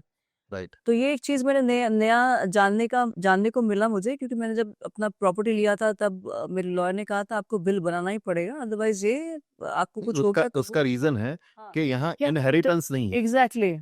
इंडिया में क्या है, हाँ। इनहेरिटेंस है। पर इनहेरिटेंस का सबसे बड़ा डिसएडवांटेज क्या है पता है? कि दादा की अगर प्रॉपर्टी है ना तो जब पोते होते हैं ना तब 25-30-40 लोग आ जाते हैं कि ये प्रॉपर्टी में मेरा भी हक है। बुआ बोलेगी मेरा है, बुआ के लड़के बोलेंगे इसलिए आप मेरी बॉम्बे मम्मी में भी का। जाओगे ना, हाँ। कार्टर रोड में 4 हवेली टाइप की हवेली टाइप की यहाँ प्रॉपर्टी आपकी पड़ी हुई है डिस्प्यूट में। यहाँ पे वो देखने में भी अच्छा नहीं लगता, ब्यूटी खत्म हो जाता है जगह जब। इनहेरिटेंस की वजह से ही सबसे ज्यादा डिस्प्यूट खड़े होते हैं इंडिया में। मतलब जिसने कुछ नहीं किया है ना वो भी अपना हक मांगने आ जाता है कि मेरे दादा की, मेरे नाना की, बिल्कुल, या मेरे चचा की प्रॉपर्टी है और मेरा उसमें हक है। और वहाँ पे जुडिशियल सिस्टम ऐसा है कि आपको मतलब आपके तारीख मिलता चलता रहता है कि साल तक आपका तब तक प्रॉपर्टी पे लटक गया आपका वैसा। Exactly. तो आज इंडिया में सबसे ज्यादा प्रॉपर्टी ऐसे ही लटकी हुई है, प्रॉपर्टी केसेस भी लटके हुए हैं जो दुबई में नहीं है। और अगर कुछ केस इन केस 1% होता भी है तो आई थिंक वो 2 से 3 महीने में सॉर्ट भी हो जाता है। यहाँ तो प्रॉपर्टीज के लिए आरडीसी है, रेंटल डिस्प्यूट कोर्ट, के रेंटल्स के केसेस के लिए, प्रॉपर्टीज के केसेस के लिए स्पेशल कोर्ट है जो विद इन 30 to 60 डेज आपका हर मैटर को क्लियर करता है।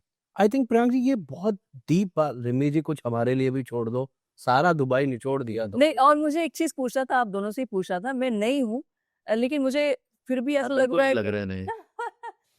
मुझे फिर भी थोड़ा बहुत मैंने जो स्टडी किया है, क्योंकि मेरे कंपनी के लिए भी अच्छा है अगर मैं थोड़ा स्टडी करूंगी और रिप्रेजेंट करूंगी मैं डमैक को विद फुल नॉलेज, तो मुझे भी थोड़ा सा अच्छा लगेगा। दूसरा एक चीज मुझे हमेशा खटक रही है, जब भी मैं आई हूँ तब से मैं रसल खेमा का प्राइसेस देख रही हूँ, बहुत मतलब बहुत महंगा है।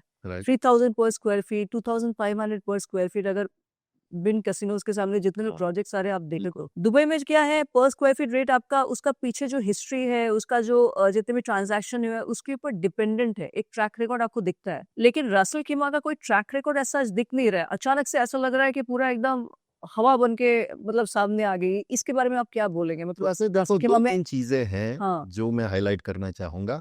One is island. जहाँ आइलैंड है, पानी है, वहाँ प्राइस पर square feet is very high. आप दुबई में भी देखो, वाटर जहाँ पे पानी है वहां पर प्राइस पर स्क्वायर फीट आज भी 2500-3000 से लेके 4500 तक की प्राइसेस है। पाम जुमेरा है, बिजनेस करना जो है वो भी बहुत महंगा है। हाँ, तो जहाँ पानी होता है वहाँ प्राइस वैसे भी हाई होते हैं। रासल खेमा इज एन इमर्जिंग मार्केट, सो उसमें सबसे ज्यादा बड़ा जो गेम चेंजर है वो विन इंटीग्रेटेड रिजॉर्ट है, जो कि $4 बिलियन का एक कसिनो बन रहा है, जो कि ऑलमोस्ट बन चुका है। सुपर स्ट्रक्चर इज फिनिश्ड और 1 साल 1.25 साल में शुरू भी हो जाएगा। तो ये पूरे जीसीसी के लिए गेम चेंजर हो सकता है। So that is why people are betting on that island.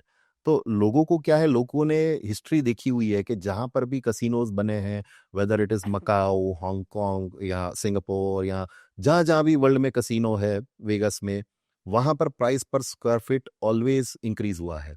तो मैं तो ये मानता हूं कि अभी भी जो प्राइस पर स्क्वायर फीट है that may go up further based on the tourism which is going to come in the future. लेकिन टूरिज्म वहाँ पे अगर आप देखें तो एक पर्टिकुलर नंबर ऑफ पीपल ही वहाँ पे आ सकते हैं, और वो जो आते हैं खेलने के लिए, वो मुझे नहीं लगता कि वहाँ पे रहने वाले लोग होंगे mostly. It's not a resident place at all. तो ओवर सप्लाई नहीं होगा आपको लगता है नहीं, जिस हिसाब से प्रॉपर्टीज आ रही है? जिस हिसाब से प्रॉपर्टीज आ रही है फिलहाल तो आइलैंड बहुत छोटा है।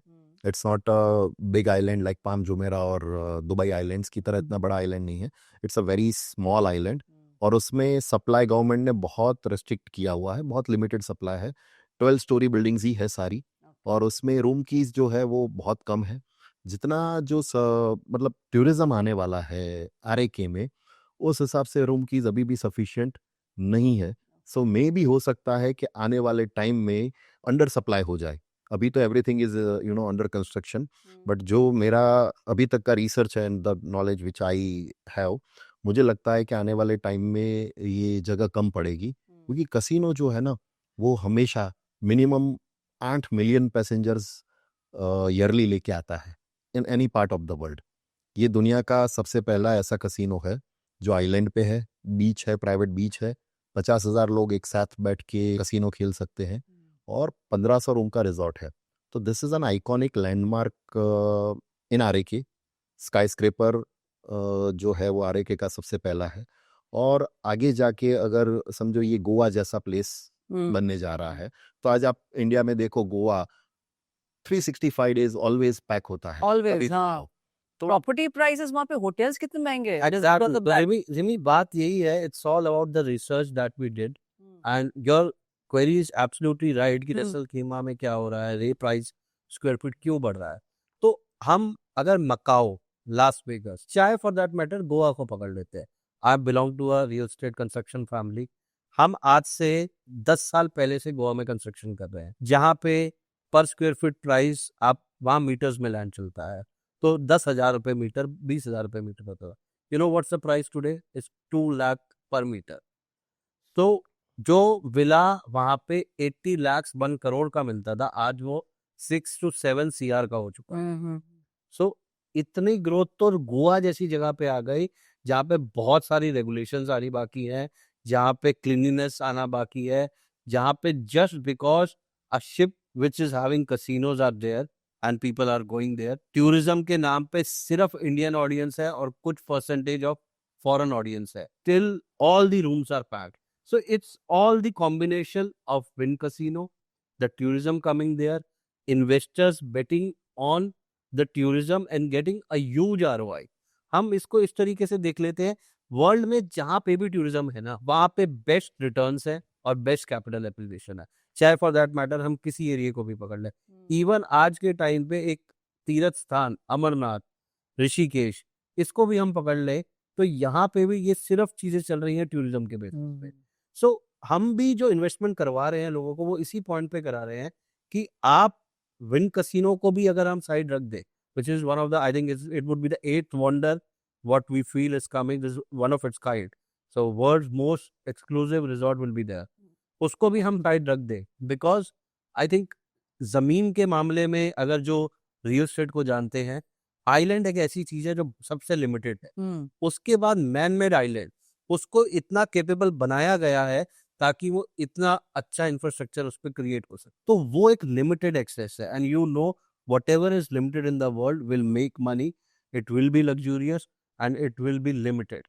उसीलिए हम आई थिंक रेट्स भी बढ़ रहे हैं, एज प्रियांक जी राइटली। और ये है ना जीसीसी का पहला कसिनो है। आपको पता है कि जीसीसी में सबसे ज्यादा पैसा है।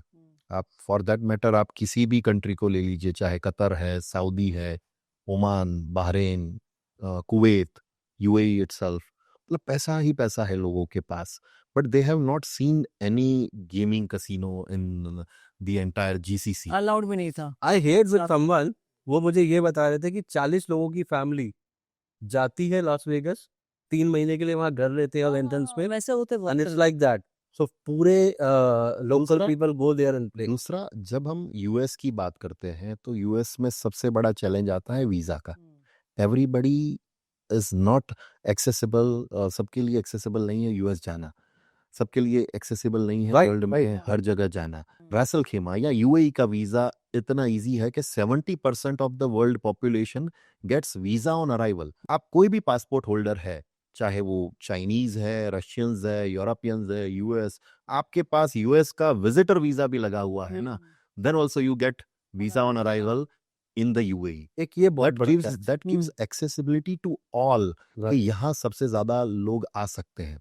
दूसरा सबसे बड़ा अभी जो ट्रिगर मैं आपको बता रहा हूँ कि एशिया आज सबसे मतलब बड़ा मार्केट है इन द वर्ल्ड।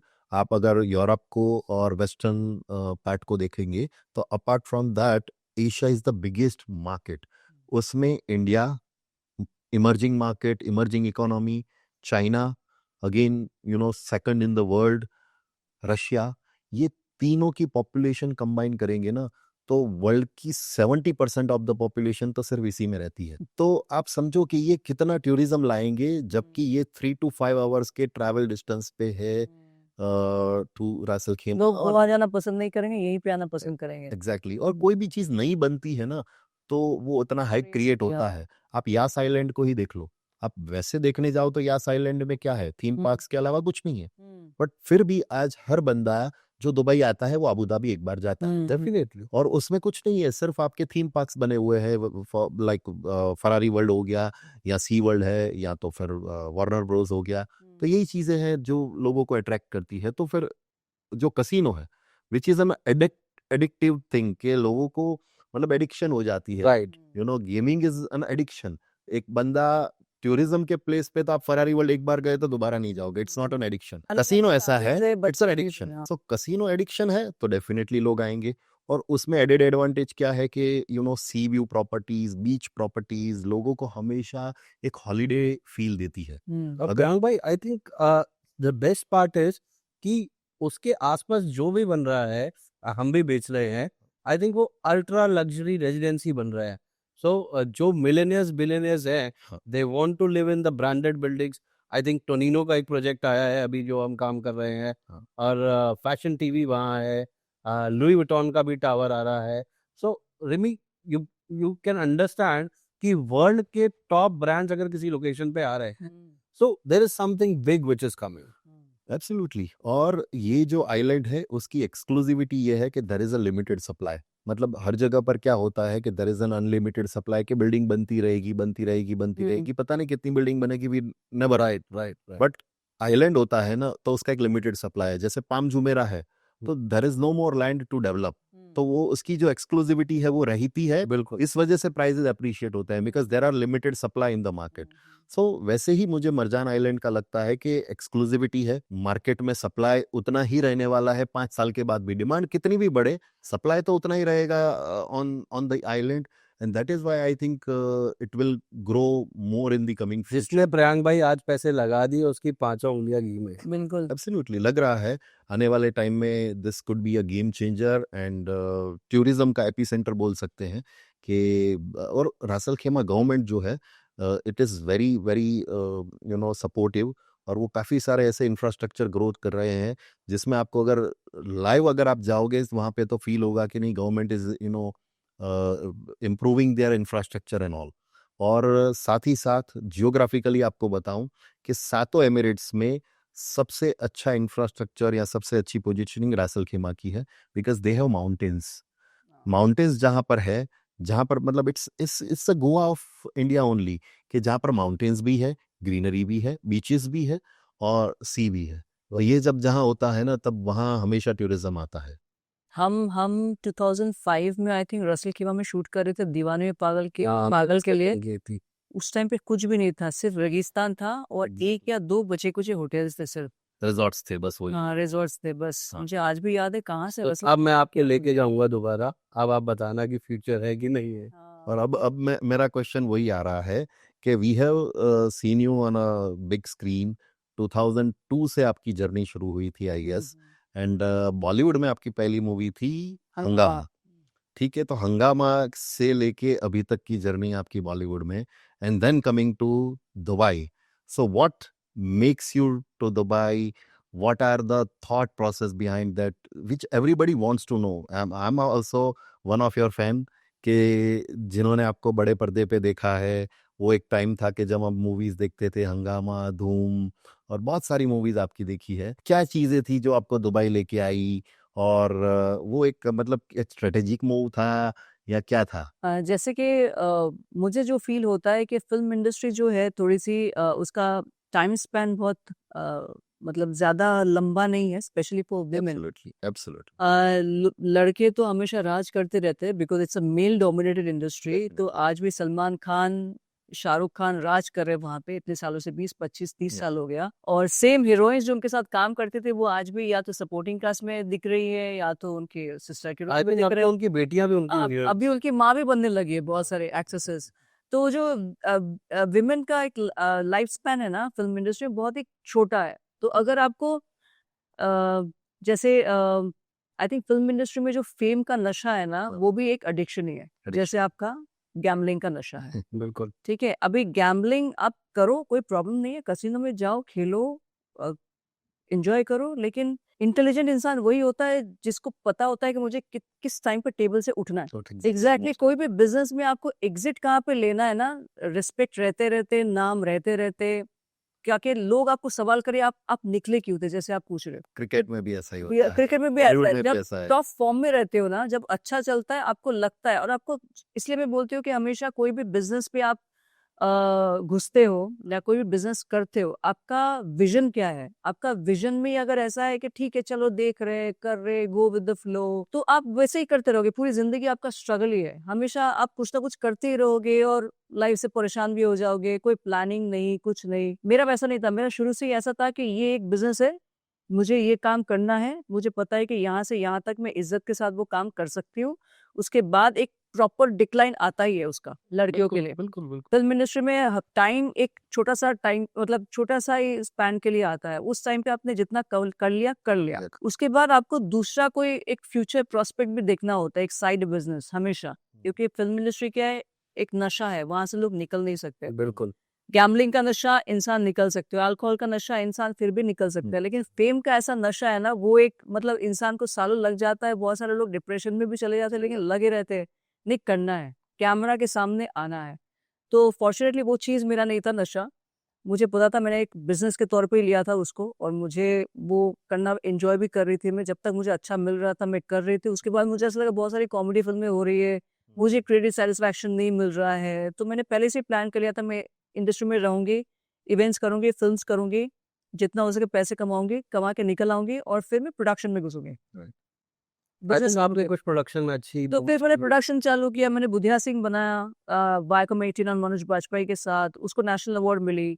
अभी उसके बाद हम लोग नेक्स्ट होम प्रोडक्शन में काम कर रहे हैं, अगर मतलब may be with in a year और 2 वो भी शायद हो जाए। तो एक बिजनेस में मैं घुस गई। अभी मुझे अभी मैं सेफ हूँ, अभी मुझे कैमरा के सामने आने का वो नहीं, ओ माय गॉड मेरा टाइम जा रहा है, मुझे जल्दी जल्दी का स्ट्रेस नहीं है।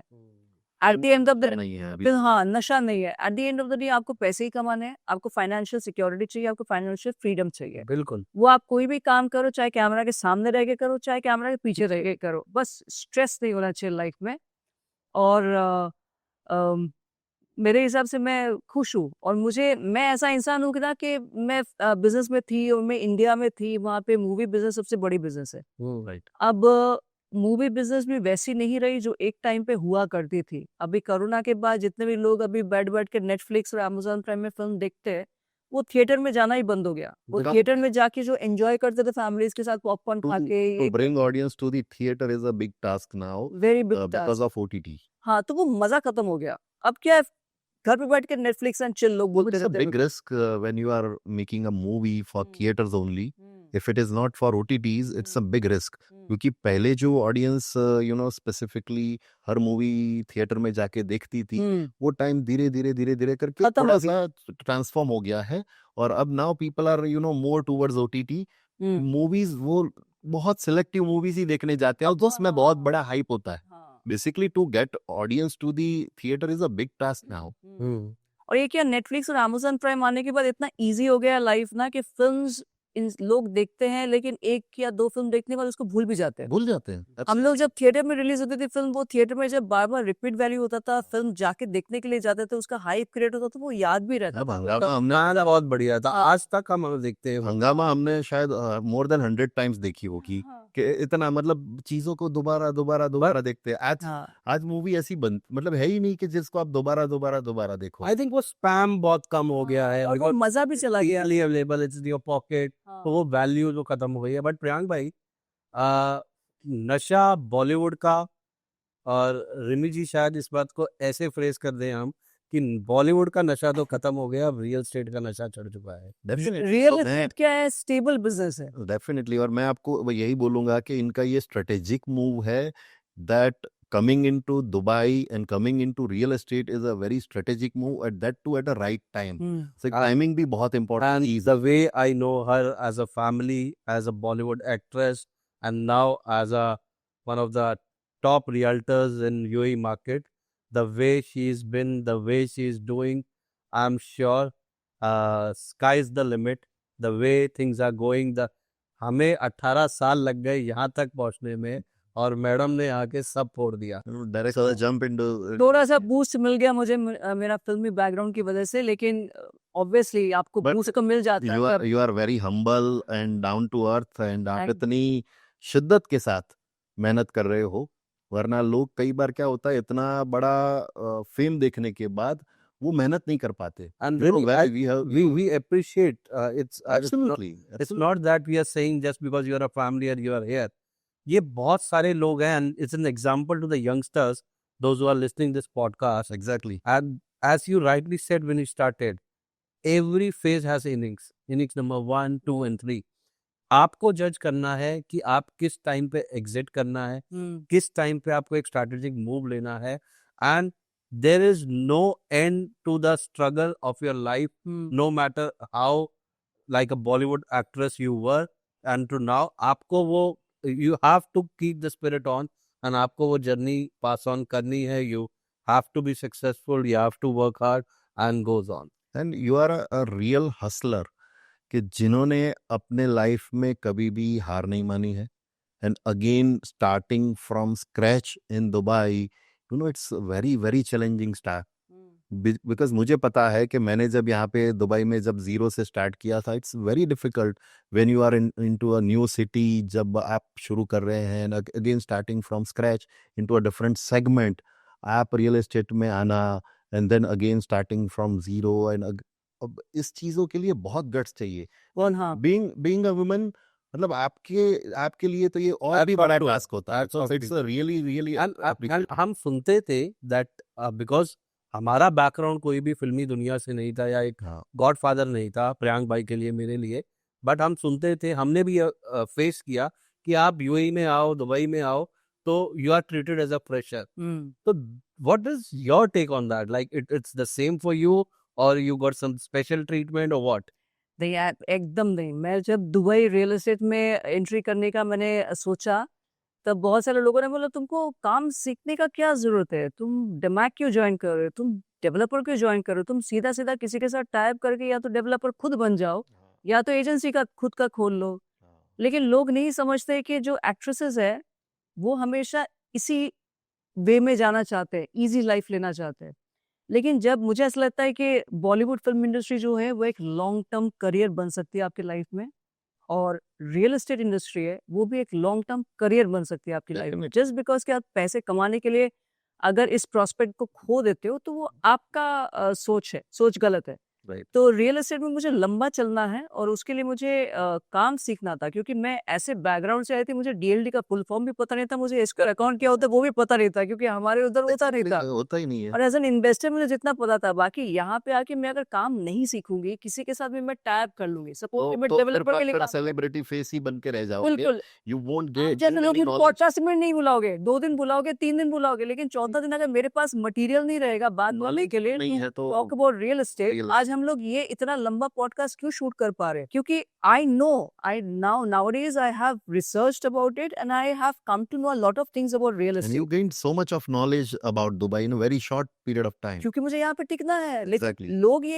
लोग कहते हैं इन्वेस्टर के साथ टाइप कर, प्रियंका, यही बात है। I think the youngsters and the people those are in real estate industry, जो एशिया से हैं, इंडियन बैकग्राउंड से हैं, द यंग पीपल जो एक डील करने के बाद बाहर जाके पार्टी करते करते हैं, she is the live example हाँ। दैट दिस इज हाउ कि लाइफ में किसी भी पॉइंट पे आपको मेहनत करने के लिए कभी भी पीछे नहीं हटना चाहिए। इट इज अ लाइव और एग्जांपल। अगर आपको लंबा चलना है तो अच्छे लोगों के साथ रहो, खुद अपना नॉलेज एक्वायर करते रहो। अगर खुद का नॉलेज नहीं होगा तो कोई भी आपको बेवकूफ बना के किसी भी पॉइंट ऑफ टाइम पे निकल सकता है आपकी लाइफ से, तब आप क्या और करोगे? मैंने यही चीज नोटिस की है कि हमेशा रिस्पेक्ट जो है ना वो नॉलेज की है। नॉलेज की है आप हमेशा। क्या हो कौन हो उसकी रिस्पेक्ट नहीं है, आपके पास कितना नॉलेज है ना। सामने वाला बंदा जब आपके टेबल पे बैठेगा ना हाँ तो वो आपकी नॉलेज को टेस्ट करता है, आप इन कैसे दिख रहे हो एग्जैक्टली, या आप और कुछ क्या, मैटर नहीं कुछ करता। मैटर नहीं करता है, आपके नॉलेज की रिस्पेक्ट है। इन्वेस्टर अपना पैसा लगा रहा है, उसको एग्जैक्टली। देखना है, उनको जानना है कि सामने वाले को कितना नॉलेज है, इनके हाथों में मेरा पैसा जा रहा है।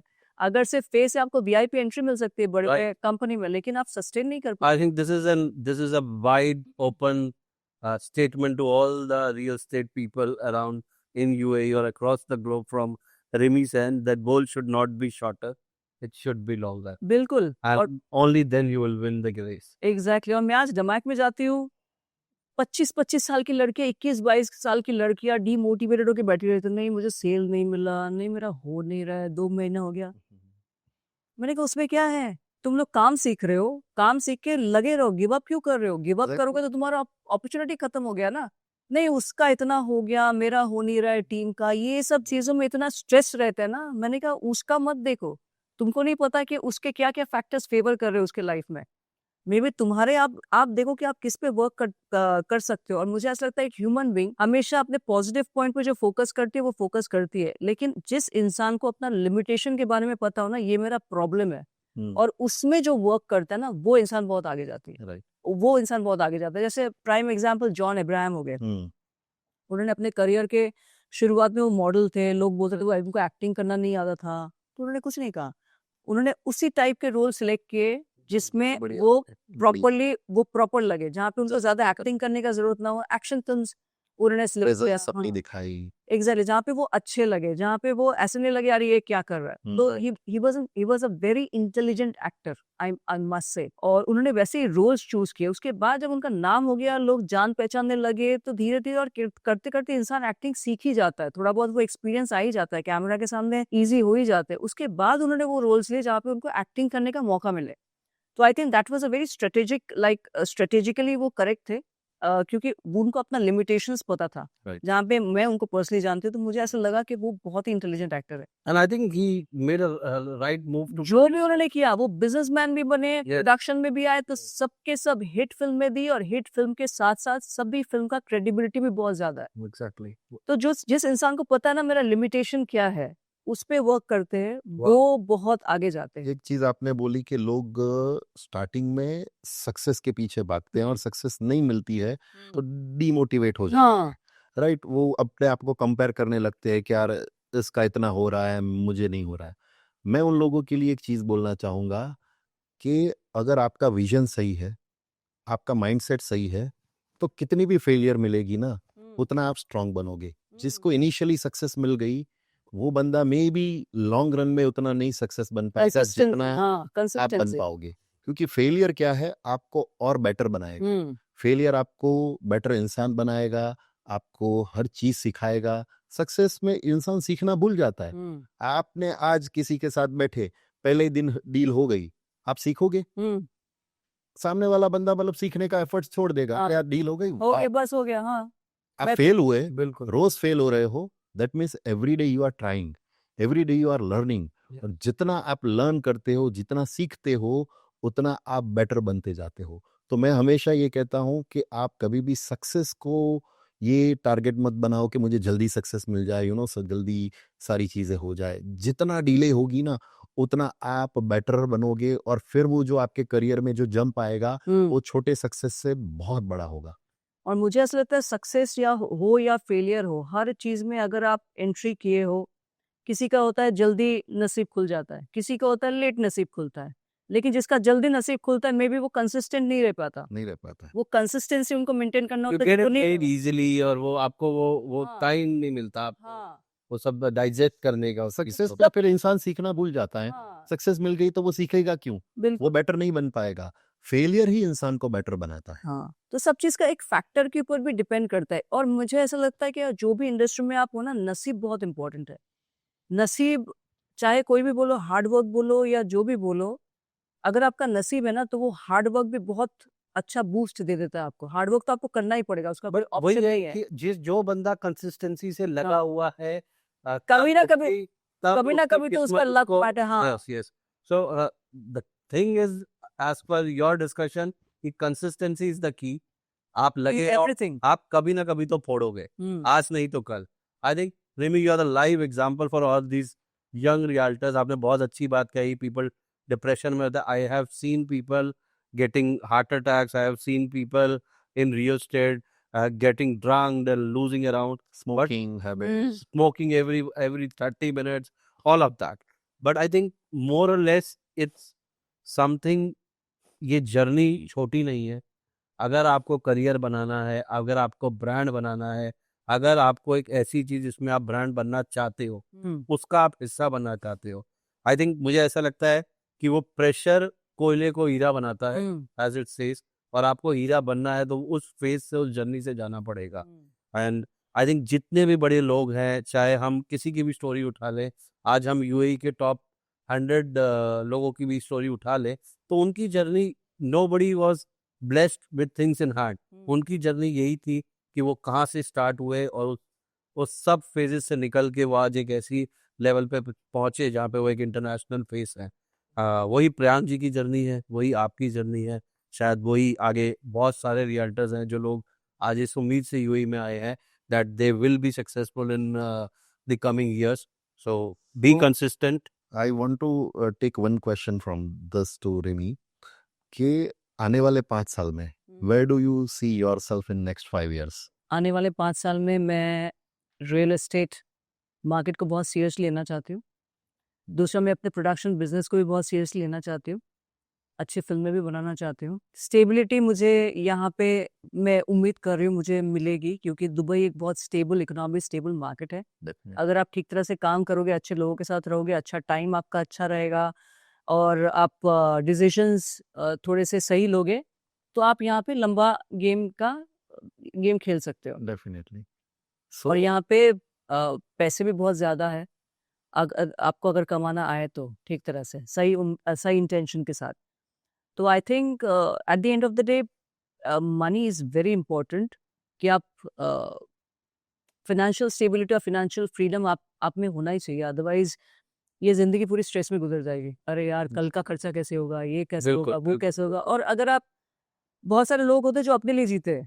मेरा थोड़ा सा नेचर अलग है। मुझे अगर ऊपर वाला बहुत पैसा देगा, मुझे अगर उस पोजीशन में रखेगा, तो मैं और 10 लोगों का मदद करने का कोशिश करूंगी जो कि मेरे जगह पे है, मैं 10 साल पहले थी। ब्यूटीफुल तो थॉट। आई थिंक वैसे हम लोग सोसाइटी को कुछ ना कुछ कंट्रीब्यूट करना चाहिए। बहुत सारे लोग होते हैं अपना करके अपना लग्जरी लेके बैठ जाते हैं, हाँ मेरा तो ये है, मेरा तो वो है। लेकिन 10 लोग अगर आप अपॉर्चुनिटी दोगे तो आई थिंक वो सही तरीका है इस सोसाइटी में आगे बढ़ने का। हम सबको वही रिमी, करना मेरा चाहिए।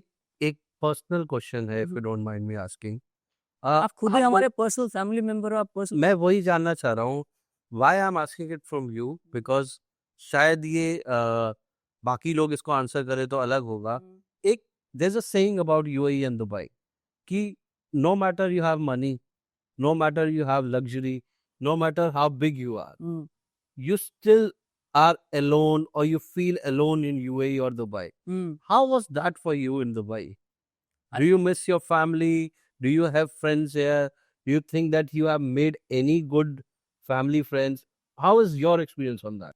ये जो है ना, टिपिकल ये किसी कंट्री और सिटी का मैं नहीं कहना चाहूंगी, क्योंकि ये एक एज के ऊपर भी मैटर करता है। कि हम लोग जब बचपन में दोस्ती जो होती है ना, वो बचपन की जो दोस्ती होती है वो बहुत जेन्युइन रहती है। Genuine रहती क्योंकि किसी से कोई एक्सपेक्टेशन नहीं रहता है, है। किसी का कोई ऐसा नहीं होता है, अरे यार ये तू कितना बड़ा है, मेरा नहीं हो रहा लाइफ में। वो कंपटीशन नहीं रहता है, बहुत हेल्दी चीजों से आप आगे बढ़ते हो बिल्कुल। और वो जेन्युइन रिलेशनशिप आपके रह जाती है पूरी लाइफ। आफ्टर 30s आपकी जितने भी फ्रेंडशिप्स होती है ना, मोस्टली 80% आपका गिव एंड टेक रिलेशन ही होता है। तो चाहे कोई भी कंट्री में, कोई भी सिटी में हो आप, चाहे इंडिया में हो, चाहे आप दुबई में हो, चाहे आप मुंबई में हो, चाहे आप कहीं में भी हो, एक पॉइंट के बाद हमको मैच्योर हो जाना चाहिए और हमको ये एक्सपेक्टेशन नहीं रखना चाहिए कि और लाइफ में आगे अकेले आए हैं, अकेले ही जाएंगे। वाओ। जितने भी आपके फैमिली मेंबर्स है, जो आपके ब्लड रिलेशन में है, वही आपके रहेंगे हमेशा। आजकल तो उसमें भी बहुत दरारें आ रही है रिलेशन में। तो आई थिंक रिलेशनशिप्स कहीं ना कहीं आपका डिपेंड करता है कि आप खुद अपना लाइफ कैसे हैंडल कर रहे हो। अगर आप खुद खुश नहीं हो, खुद अपने पास्ट रिकॉर्ड, ट्रैक रिकॉर्ड, अपने काम से खुश नहीं हो, लाइफ में स्ट्रेस्ड हो, तो कहीं ना कहीं आपके रिलेशनशिप में भी वो अफेक्ट करती है। और जितने भी 80% रिलेशनशिप्स होते हैं वो गिव एंड टेक के लिए होती है, जैसे मैंने बोला। राइट। तो इंसान चाहे कहीं भी हो, किसी भी दुनिया में हो, अकेला खुश रहने में ज़्यादा फोकस होना चाहिए, क्योंकि अगर आप अकेले खुश हो ना, तो आपको किसी और का ज़रूरत नहीं है। और अगर किसी और का ज़रूरत पड़ता है ना आपको, तो बहुत सारे लोग आपको लाइफ में ऐसे मिलेंगे जो आपको पुल बैक करेंगे, और आप उनको बचाने के चक्कर में, वो रिलेशन बचाने के चक्कर में खुद ड्राउन हो जाओगे। राइट।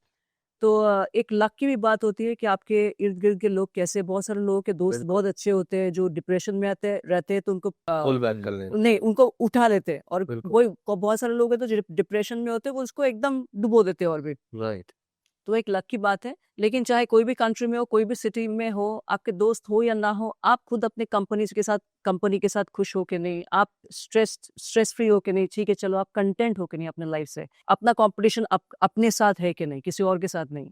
वाह! अब 5 साल पहले मैं ऐसा था, आज मेरा लाइफ ऐसा है, मेरे को ये सब चीज़ों के लिए स्ट्रगल नहीं करना पड़ रहा है, चलो ये मेरा हो गया। उतना कितना कंटेंट आप हो, तो जितने भी लोग आपके साथ जुड़ेंगे, वो पॉजिटिव माहौल में जुड़ेंगे। बिल्कुल। अगर आप नेगेटिव माइंडसेट में हो, तो आपका रिलेशनशिप चाहे पॉजिटिव भी हो, तो नेगेटिव भी हो जाता है। तो आई थिंक ये सब लोनली वोनली चीजें जो हमने डिफाइन किया ये सब, अदरवाइज ऐसा है नहीं। अकेले आए हैं, अकेले जाएंगे। जितने लोग जुड़ेंगे, जब तक जुड़ेंगे, सब रिलेशनशिप एक एक्सपायरी डेट के साथ आती है, सब चीज एक एक्सपायरी डेट के साथ आती है। मैंने वही बोला कि लाइफ हो, बिजनेस हो या रिलेशन हो, टेबल से कभी निकलना है आपको वो पता होना चाहिए। कोई रिलेशनशिप आपके लिए वर्क नहीं कर रहा, उस रिलेशनशिप से भी कैसे निकलना है, दोनों के बीच में पॉजिटिव रहते रहते, ये सब चीजें बहुत मैटर करती है। अगर आप ये सब चीजें लाइफ ठीक तरह से हैंडल नहीं करोगे, तो आप हजारों के भीड़ में भी अकेला ही महसूस करोगे। और अगर आप लाइफ ठीक तरह इमोशनल से कर हैंडल दिया है। करोगे, तो अकेला भी रहोगे, आपको ऐसा लगेगा नहीं सही है, कोई प्रॉब्लम नहीं। Wow, what a deep and emotional thought.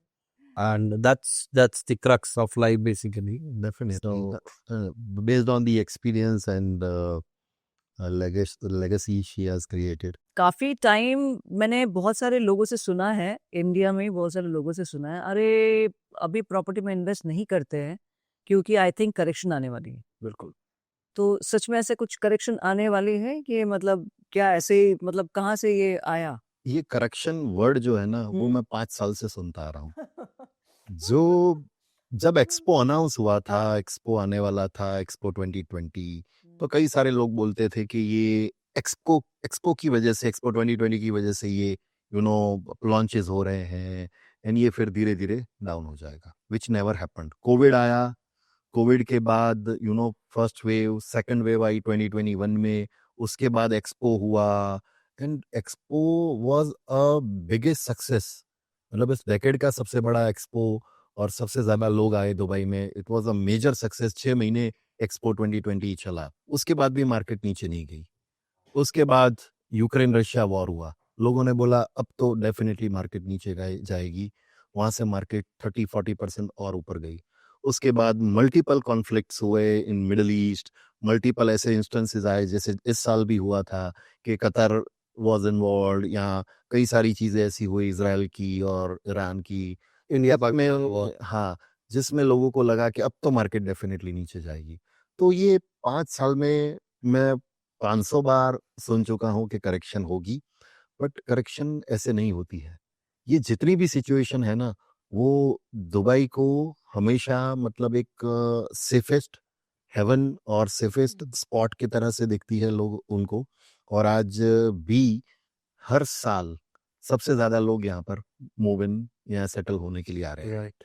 Major आप वर्ल्ड के सबसे बड़ी इकोनॉमीज देखो तो US, UK, India, China, Russia, ये सारी कंट्रीज से मिलियनर्स, बिलियनर्स और ये सारे लोग दुबई सेटल होने के लिए आए हैं पिछले साल में। एवरेज यूके सिटीजन्स सारे दुबई सेटल हुए हैं। तो करेक्शन बिल्कुल भी अभी पॉसिबल नहीं लग रही है, considering the population which is coming to Dubai and the supply which is controlled by the government. आज लोगों को लगता है कि बहुत सारे घर बन रहे हैं और बहुत सारे प्रोजेक्ट लॉन्चेस हो रहे हैं, लेकिन उनको नहीं पता है कि हर दिन और हर महीने कितने नए रेसिडेंट ऐड हो रहे हैं। आज हर महीने 1.5 लाख से 2 लाख नए रेसिडेंट ऐड हो रहे हैं दुबई में, और उसके सामने उतना सप्लाई है नहीं। तो ये जो पॉपुलेशन अभी 4 मिलियन 4.1 मिलियन तक चली गई है, ये पॉपुलेशन धीरे धीरे 5 मिलियन 6 मिलियन एंड 7 आने point. वाले 8 मिलियन तक ये पॉपुलेशन चली जाएगी। तो उनको केटर करने के लिए हाउसिंग है ही नहीं दुबई में। तो सारा जो सब कुछ जो बन रहा है, नए लॉन्चेस हो रहे हैं, डमैक ने इतने सारे लॉन्चेस किए, और एक लॉन्च में कितने हाउस बनते हैं? 1000, 2000, 3000, जो कि हैंडओवर होगा यहाँ से 4 साल के बाद। अब 4 साल में कितने नए रेसिडेंट ऐड होंगे? तो बिल्कुल। लोगों को जो डिमांड एंड सप्लाई का जो रेशियो है वो पता ही नहीं है। दूसरा, यहाँ की मार्केट जो है वो हाईली रेगुलेटेड है। गवर्नमेंट उतने ही पॉकेट्स को फ्री होल्ड या उतने ही पॉकेट्स को डेवलप करने का अलाउ कर रही है जहां पर एक्चुअल में डिमांड आ रही है। तो सारे पॉकेट्स उन्होंने ओपन नहीं कर दिए हैं, सब कुछ सब जगह सब कुछ ओपन नहीं है। So because of that the demand and supply is in control, and that is why अभी कोई करेक्शन आने वाले 5 साल में नहीं लग रहा है। हाँ, हो सकता है कि मार्केट 1 साल 2 साल 3 साल के बाद एक जगह पर स्टेबलाइज हो जाए, या 1 साल में आपको में भी हो सकता है कि मार्जिनल ग्रोथ दिखे या नॉमिनल ग्रोथ न भी दिखे, लेकिन दैट डजंट मीन कि मार्केट करेक्ट हो जाएगी या गिर जाएगी। बिल्कुल। क्योंकि ये जो मार्केट बढ़ रही है वो सस्टेनेबल बेसिस पे आगे बढ़ रही है। कोई भी डेवलपर, आज आप नोट करो, कोई भी डेवलपर 40 या 50% जब तक आप पेमेंट नहीं करते हैं तब तक एनओसी नहीं दे रहा है बिल्कुल। To resale your property. That means कि आपका रीसेल मार्केट भी कंट्रोल्ड है। रीसेल मार्केट कंट्रोल्ड है तो आप इन्वेंट्री किसी भी तरह मार्केट में ऐसे फेंक नहीं सकते without paying 50% of the Right. Property. तो मार्केट पूरी तरह से कंट्रोल्ड है, और आने वाले 5 साल में मुझे नहीं लग रहा है कि कोई मेजर करेक्शन मार्केट में एक्सपेक्टेड है। आई थिंक थोड़ा बहुत करेक्शन वर्टिकल डेवलपमेंट्स में थोड़ा बहुत आ सकता है, क्योंकि बहुत सारे डेवलपर्स आ रहे हैं, नए डेवलपर्स आ रहे हैं, कहीं भी प्लॉट दिखा वो अपना बिल्डिंग खड़ा कर रहे हैं। तो मतलब लेकिन हॉराइजॉन्टल जो डेवलपमेंट है टाउन हाउसेस और विलास का, वो तो हमेशा से बहुत डिमांड में रहेगा। क्योंकि हम लोग जब भी पिच करते हैं कोई भी कम्युनिटी प्रोजेक्ट, तब हम लोग हमेशा फोकस करवाते हैं, इन्वेस्टर्स को बोलते हैं कि आप टाउन हाउसेज या विलास में आप इन्वेस्ट करो, क्योंकि उसके साथ आपको एक प्लॉट साइज भी मिलता है। और कम्युनिटी लिविंग है ना। सी, हाँ। आप एक इंडिविजुअल प्लॉट पे बिल्डिंग बना हुआ है, स्टैंड अलोन बिल्डिंग, उसकी मार्केट में प्रेजेंस और सिग्निफिकेंस इतनी नहीं है जितनी की कम्युनिटी की। क्योंकि आज जो फैमिलीज आ रही है यूएई में सेटल होने के लिए, या जो बेसिकली 2-4 साल पहले लोग आए हुए हैं और अपना ड्रीम होम ले रहे हैं, they prefer to live in a community, right. Right. और फॉर दैट मैटर आज मार्केट में 5 ही बड़े प्लेयर्स हैं जो हम्म। कम्युनिटीज बनाते हैं, हाँ, मास्टर डेवलपर। हाँ। Master developers. तो वो communities are very limited in numbers in the market, और उसकी जो प्राइस जो होती है वो ऐसे गिरती नहीं है कम्युनिटीज की। स्टैंड अलोन बिल्डिंग में होता है, कुछ पॉकेट्स में स्टैंड अलोन बिल्डिंग खराब क्वालिटी की बन गई, और लोगों ने जो एक्सपेक्टेशन रखी थी या प्राइस जो पे किए थे उस हिसाब से बिल्डिंग बन के नहीं आई, और उस पर्टिकुलर बिल्डिंग में प्राइस सैचुरेट हो जाए या डेप्रिशिएट हो, that is an individual case. Right. But overall market मुझे नहीं लगता है कि आने वाले टाइम में कहीं पे भी करेक्शन होगी, क्योंकि अभी भी दुबई का जो एवरेज प्राइस पर स्क्वायर फीट है ना, वो वर्ल्ड के आप किसी भी सिटी से कंपेयर करो, it is still Fairlie valued या हाफ प्राइस है। आप मुंबई दिल्ली से ही कंपेयर कर लो, आज दुबई का एवरेज प्राइस पर स्क्वायर फीट 1500-1600 दराम के आसपास चल रहा है। 1500-1600 दराम प्राइस पर स्क्वायर फीट मतलब इंडिया का आप समझो कि 32-35 हजार हो गया। आप मुंबई के प्राइसेस कंपेयर करो, दिल्ली के प्राइसेस कंपेयर करो, तो और यहाँ का इंफ्रास्ट्रक्चर और क्वालिटी ऑफ लाइफ कंपेयर करो, बिल्कुल। तो ये प्राइसेस ऐसे है ही नहीं कि चलो आगे जाके सस्टेन न हो। तो सस्टेनेबिलिटी का कोई सवाल ही नहीं है, करेक्शन का कोई सवाल ही नहीं है। और कम्युनिटी में जो टाउन हाउसेज और विलास होते हैं, वो भी मुझे नया चीज़ रियल एस्टेट में आने के बाद मुझे जानने का मौका मिला है कि जो सर्विस चार्ज होता है वो हमेशा टाउन हाउसेज और विलास से कम होते हैं, बहुत कम। 6-7 दिरहम पर स्क्वायर फीट। और जो वर्टिकल डेवलपमेंट होता है उसका हमेशा, जैसे पैरामाउंट हो गया, जैसे मैं जहाँ पे रहती हूँ मेजॉन प्रीवे में हो गया, तो वहाँ पे भी 26-29 दिरहम पर स्क्वायर फीट। तो ये सिग्निफिकेंट डिफरेंस है। तो उसी वजह से क्या है, स्टैंड अलोन बिल्डिंग में फैमिलीज रहना प्रेफर नहीं करती, क्योंकि उसमें सर्विस चार्जेस भी आपके बहुत हाई। टाउन हाउसेस या विला में, बहुत ज्यादा है। हाँ, टाउन हाउसेस विला में आपका खुद का लैंड है, आपकी प्राइवेट गैराज है, आपका प्राइवेट बैकयार्ड है, मेड्स रूम है, और वर्टिकल मतलब डेवलपमेंट की कंपेयर में आपको ज्यादा ओपन स्पेस मिलती है विलाज और टाउन हाउस में, और सर्विस चार्जेस बहुत कम है। तो जो सर्विस चार्जेस में आप बेसिकली पैसा जो बचा रहे हैं कंपेयरिंग टू दी अपार्टमेंट, उससे तो आपका समझो कि पूरा घर का जो एक्सपेंसेस है, हाउस होल्ड मेड एंड सारी चीजें मेंटेन हो जाती हाँ, क्योंकि अपार्टमेंट में रहते तो कभी कभी ऐसा फील होता है कि सर्विस चार्ज देने के बाद कि अपने ही घर में भाड़ा दे के रह रहे। हाँ, exactly. I think it's more of in a community when you buy something, you just not buy that particular villa or a townhouse. You buy the whole Their lifestyle. and the amenities comes along. So Hmm. that is something which is more commendable. और अभी जो communities बन रही है ना, जैसे डमैक island हो गया, और भी सारी मास्टर कम्युनिटीज बन रही है, they are based on sustainable living, unique Greenery, water concept. body, हाँ। तो वाटर एंड ग्रीनरी आज मास्टर डेवलपर इतना दे रहे हैं कि जो पहले नहीं हुआ करती थी। बिल्कुल। These are futuristic sustainable living वाली कम्युनिटीज है, जहां पर फैमिलीज रहना प्रेफर करती है, किड्स के लिए, एक्टिव लाइफस्टाइल के लिए, हाँ, सब जहाँ कुछ पे है। सब सिटी ना सिटी, आपको बाहर जाने की जरूरत नहीं। जरूरत ही नहीं है। Definitely. दूसरा मैं और एक चीज बहुत सुन रही हूँ कि ये अभी तो सब अबू धाबी शिफ्ट हो रहे हैं, तो दुबई क्या करेक्ट जगह है इन्वेस्ट करने के लिए कि क्या है? लोगों के दिमाग में ये भी एक सवाल है। तो आपको क्या लगता है? क्योंकि मुझे तो अभी इतना नॉलेज नहीं हुआ है, वो आप लोग इतने सालों से काम कर रहे हो, तो आप लोगों को, मेरा भी सवाल है एक। तो देखो, दुबई और अबू धाबी की कंपैरिजन आपको बताता हूँ। और जो लोग ये कहते हैं कि मार्केट अभी अबू धाबी शिफ्ट हो रही है, या buyers will shift to Abu Dhabi now, उनको actually that is an amateur statement, I would like to say. क्योंकि उसका रीजन है कि दुबई की जो मार्केट है, अब दुबई की जो एक्सपात है वो 95% एक्सपात है, 5% लोकल। मतलब Dubai is a home of millionaires and billionaires. यहाँ 95% एक्सपात है, जबकि अबू धाबी में 80% एक्सपात है, और बाकी उसमें भी जीसीसी के सबसे ज्यादा रेसिडेंट्स हैं।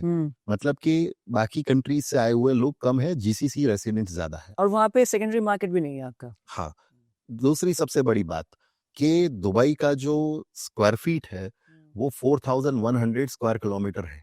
दुबई का ओवरऑल जो लैंड है, which is 4 times bigger than Abu Dhabi.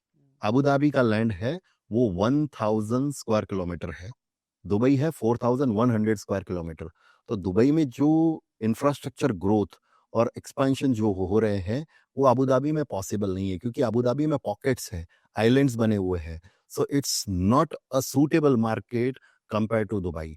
तो अगर कोई कल कुछ भी बोले, बट अबू धाबी की मार्केट दुबई से कंपेयर नहीं की जा सकती है, क्योंकि दुबई की जो मार्केट है it is growing based on expat population. आज हर बंदा दुबई को देख के यूएई आ रहा है, ना कि अबू धाबी को देख के।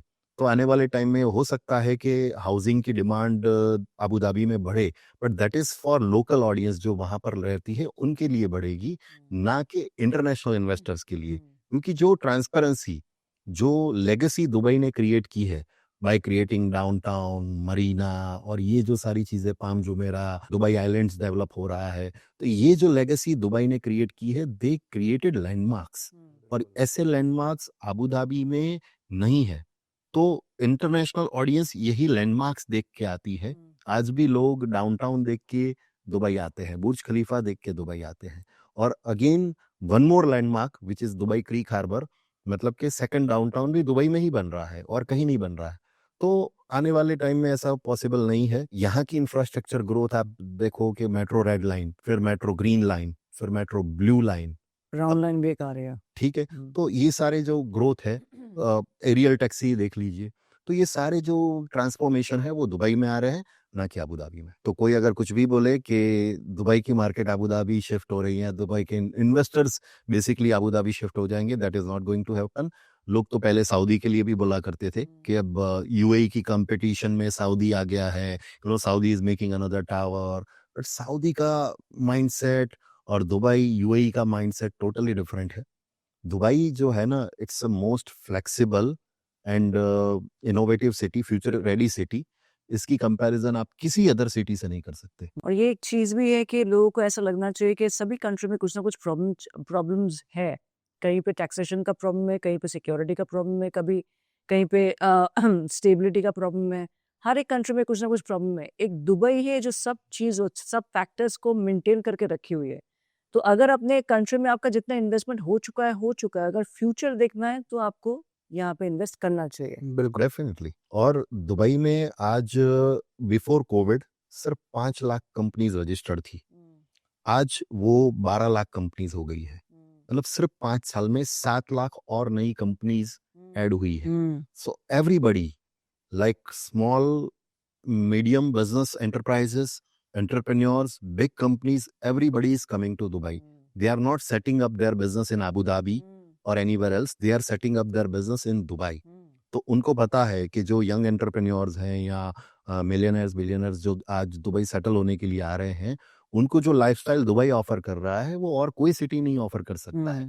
सो they can not afford to shift from here to anywhere else. तो जब सारे लोग यहीं पर है तो मार्केट कहीं और शिफ्ट हो ही नहीं सकती है। इट्स जस्ट अ परसेप्शन लोग बना लेते हैं, बट वो over a period of time वो फेड हो जाता है। तो हमारा अभी यही है कि हम लोग रियल एस्टेट में रहने वाले हैं, बहुत लंबा काम करने वाले हैं। आप लोग अगर जुड़ना चाहते हैं प्लीज़ जुड़िए, बिल्ड कैप्स के साथ जुड़िए, दमाक के साथ जुड़िए। जो भी प्रॉपर्टीज़ में बिल्ड कैप्स आपको एडवाइस करेंगे जिसमें इन्वेस्ट करना है उसमें भरोसा कीजिए। और मुझे पता है कि भरोसा एक दिन में नहीं होता, थोड़ा टाइम लगता है, लेकिन आप एक बार भरोसा करोगे तो 100% डेफिनेटली आप भरोसा करते ही रहोगे। तो इसी उम्मीद के साथ हम लोग आज का पॉडकास्ट यहीं पे ख़त्म करते हैं और अब आप सबको डिसीजन आपके हाथ में छोड़ते हैं कि क्या वाई। लोग पूछते हैं वाई दुबई, मैं पूछना चाहती हूँ वाई नॉट दुबई। तो Why not Dubai? बिल्कुल why not Dubai. Remy ji, thank you for taking out time. I know we are friends, we are family, but time मेरी तो निकली हुई थी, तुम दोनों की नहीं निकल रही थी। so basically, we would like to thank you first, and you, no matter what Dubai will bring to the customers or to Build Caps, you are always a family to Build Caps and will be. And we wish you from all the family of Build Caps the second journey that you are playing very good, and we wish both of us together, Build Caps and you and Damak, future will be promising and lots of success to you. Thank you so much, thank you. और आज से मतलब Dubai में आपके 2 family friends हैं जो वो तो उसी दिन बन गए थे जिस दिन मैं पहली बार यहाँ पे आई जो थी। किसी रीजन की वजह से या किसी मोटिव की वजह से नहीं, but any time any day for you, मतलब कभी भी आप उनको याद कर सकते हो फॉर एनीथिंग। कभी घर का You are खाना मिस there. कर रही हूँ तो मैं इधर आ जाती हूँ खाना खाने के लिए। चाय मिस करती हूँ तो चाय, बहुत अच्छी चाय बनती है यहाँ की। तो मैं अभी build cap is my family. Definitely. So मिलते हैं नेक्स्ट पॉडकास्ट में किसी और गेस्ट के साथ और रोमांचक बातें करने के लिए। Thank you.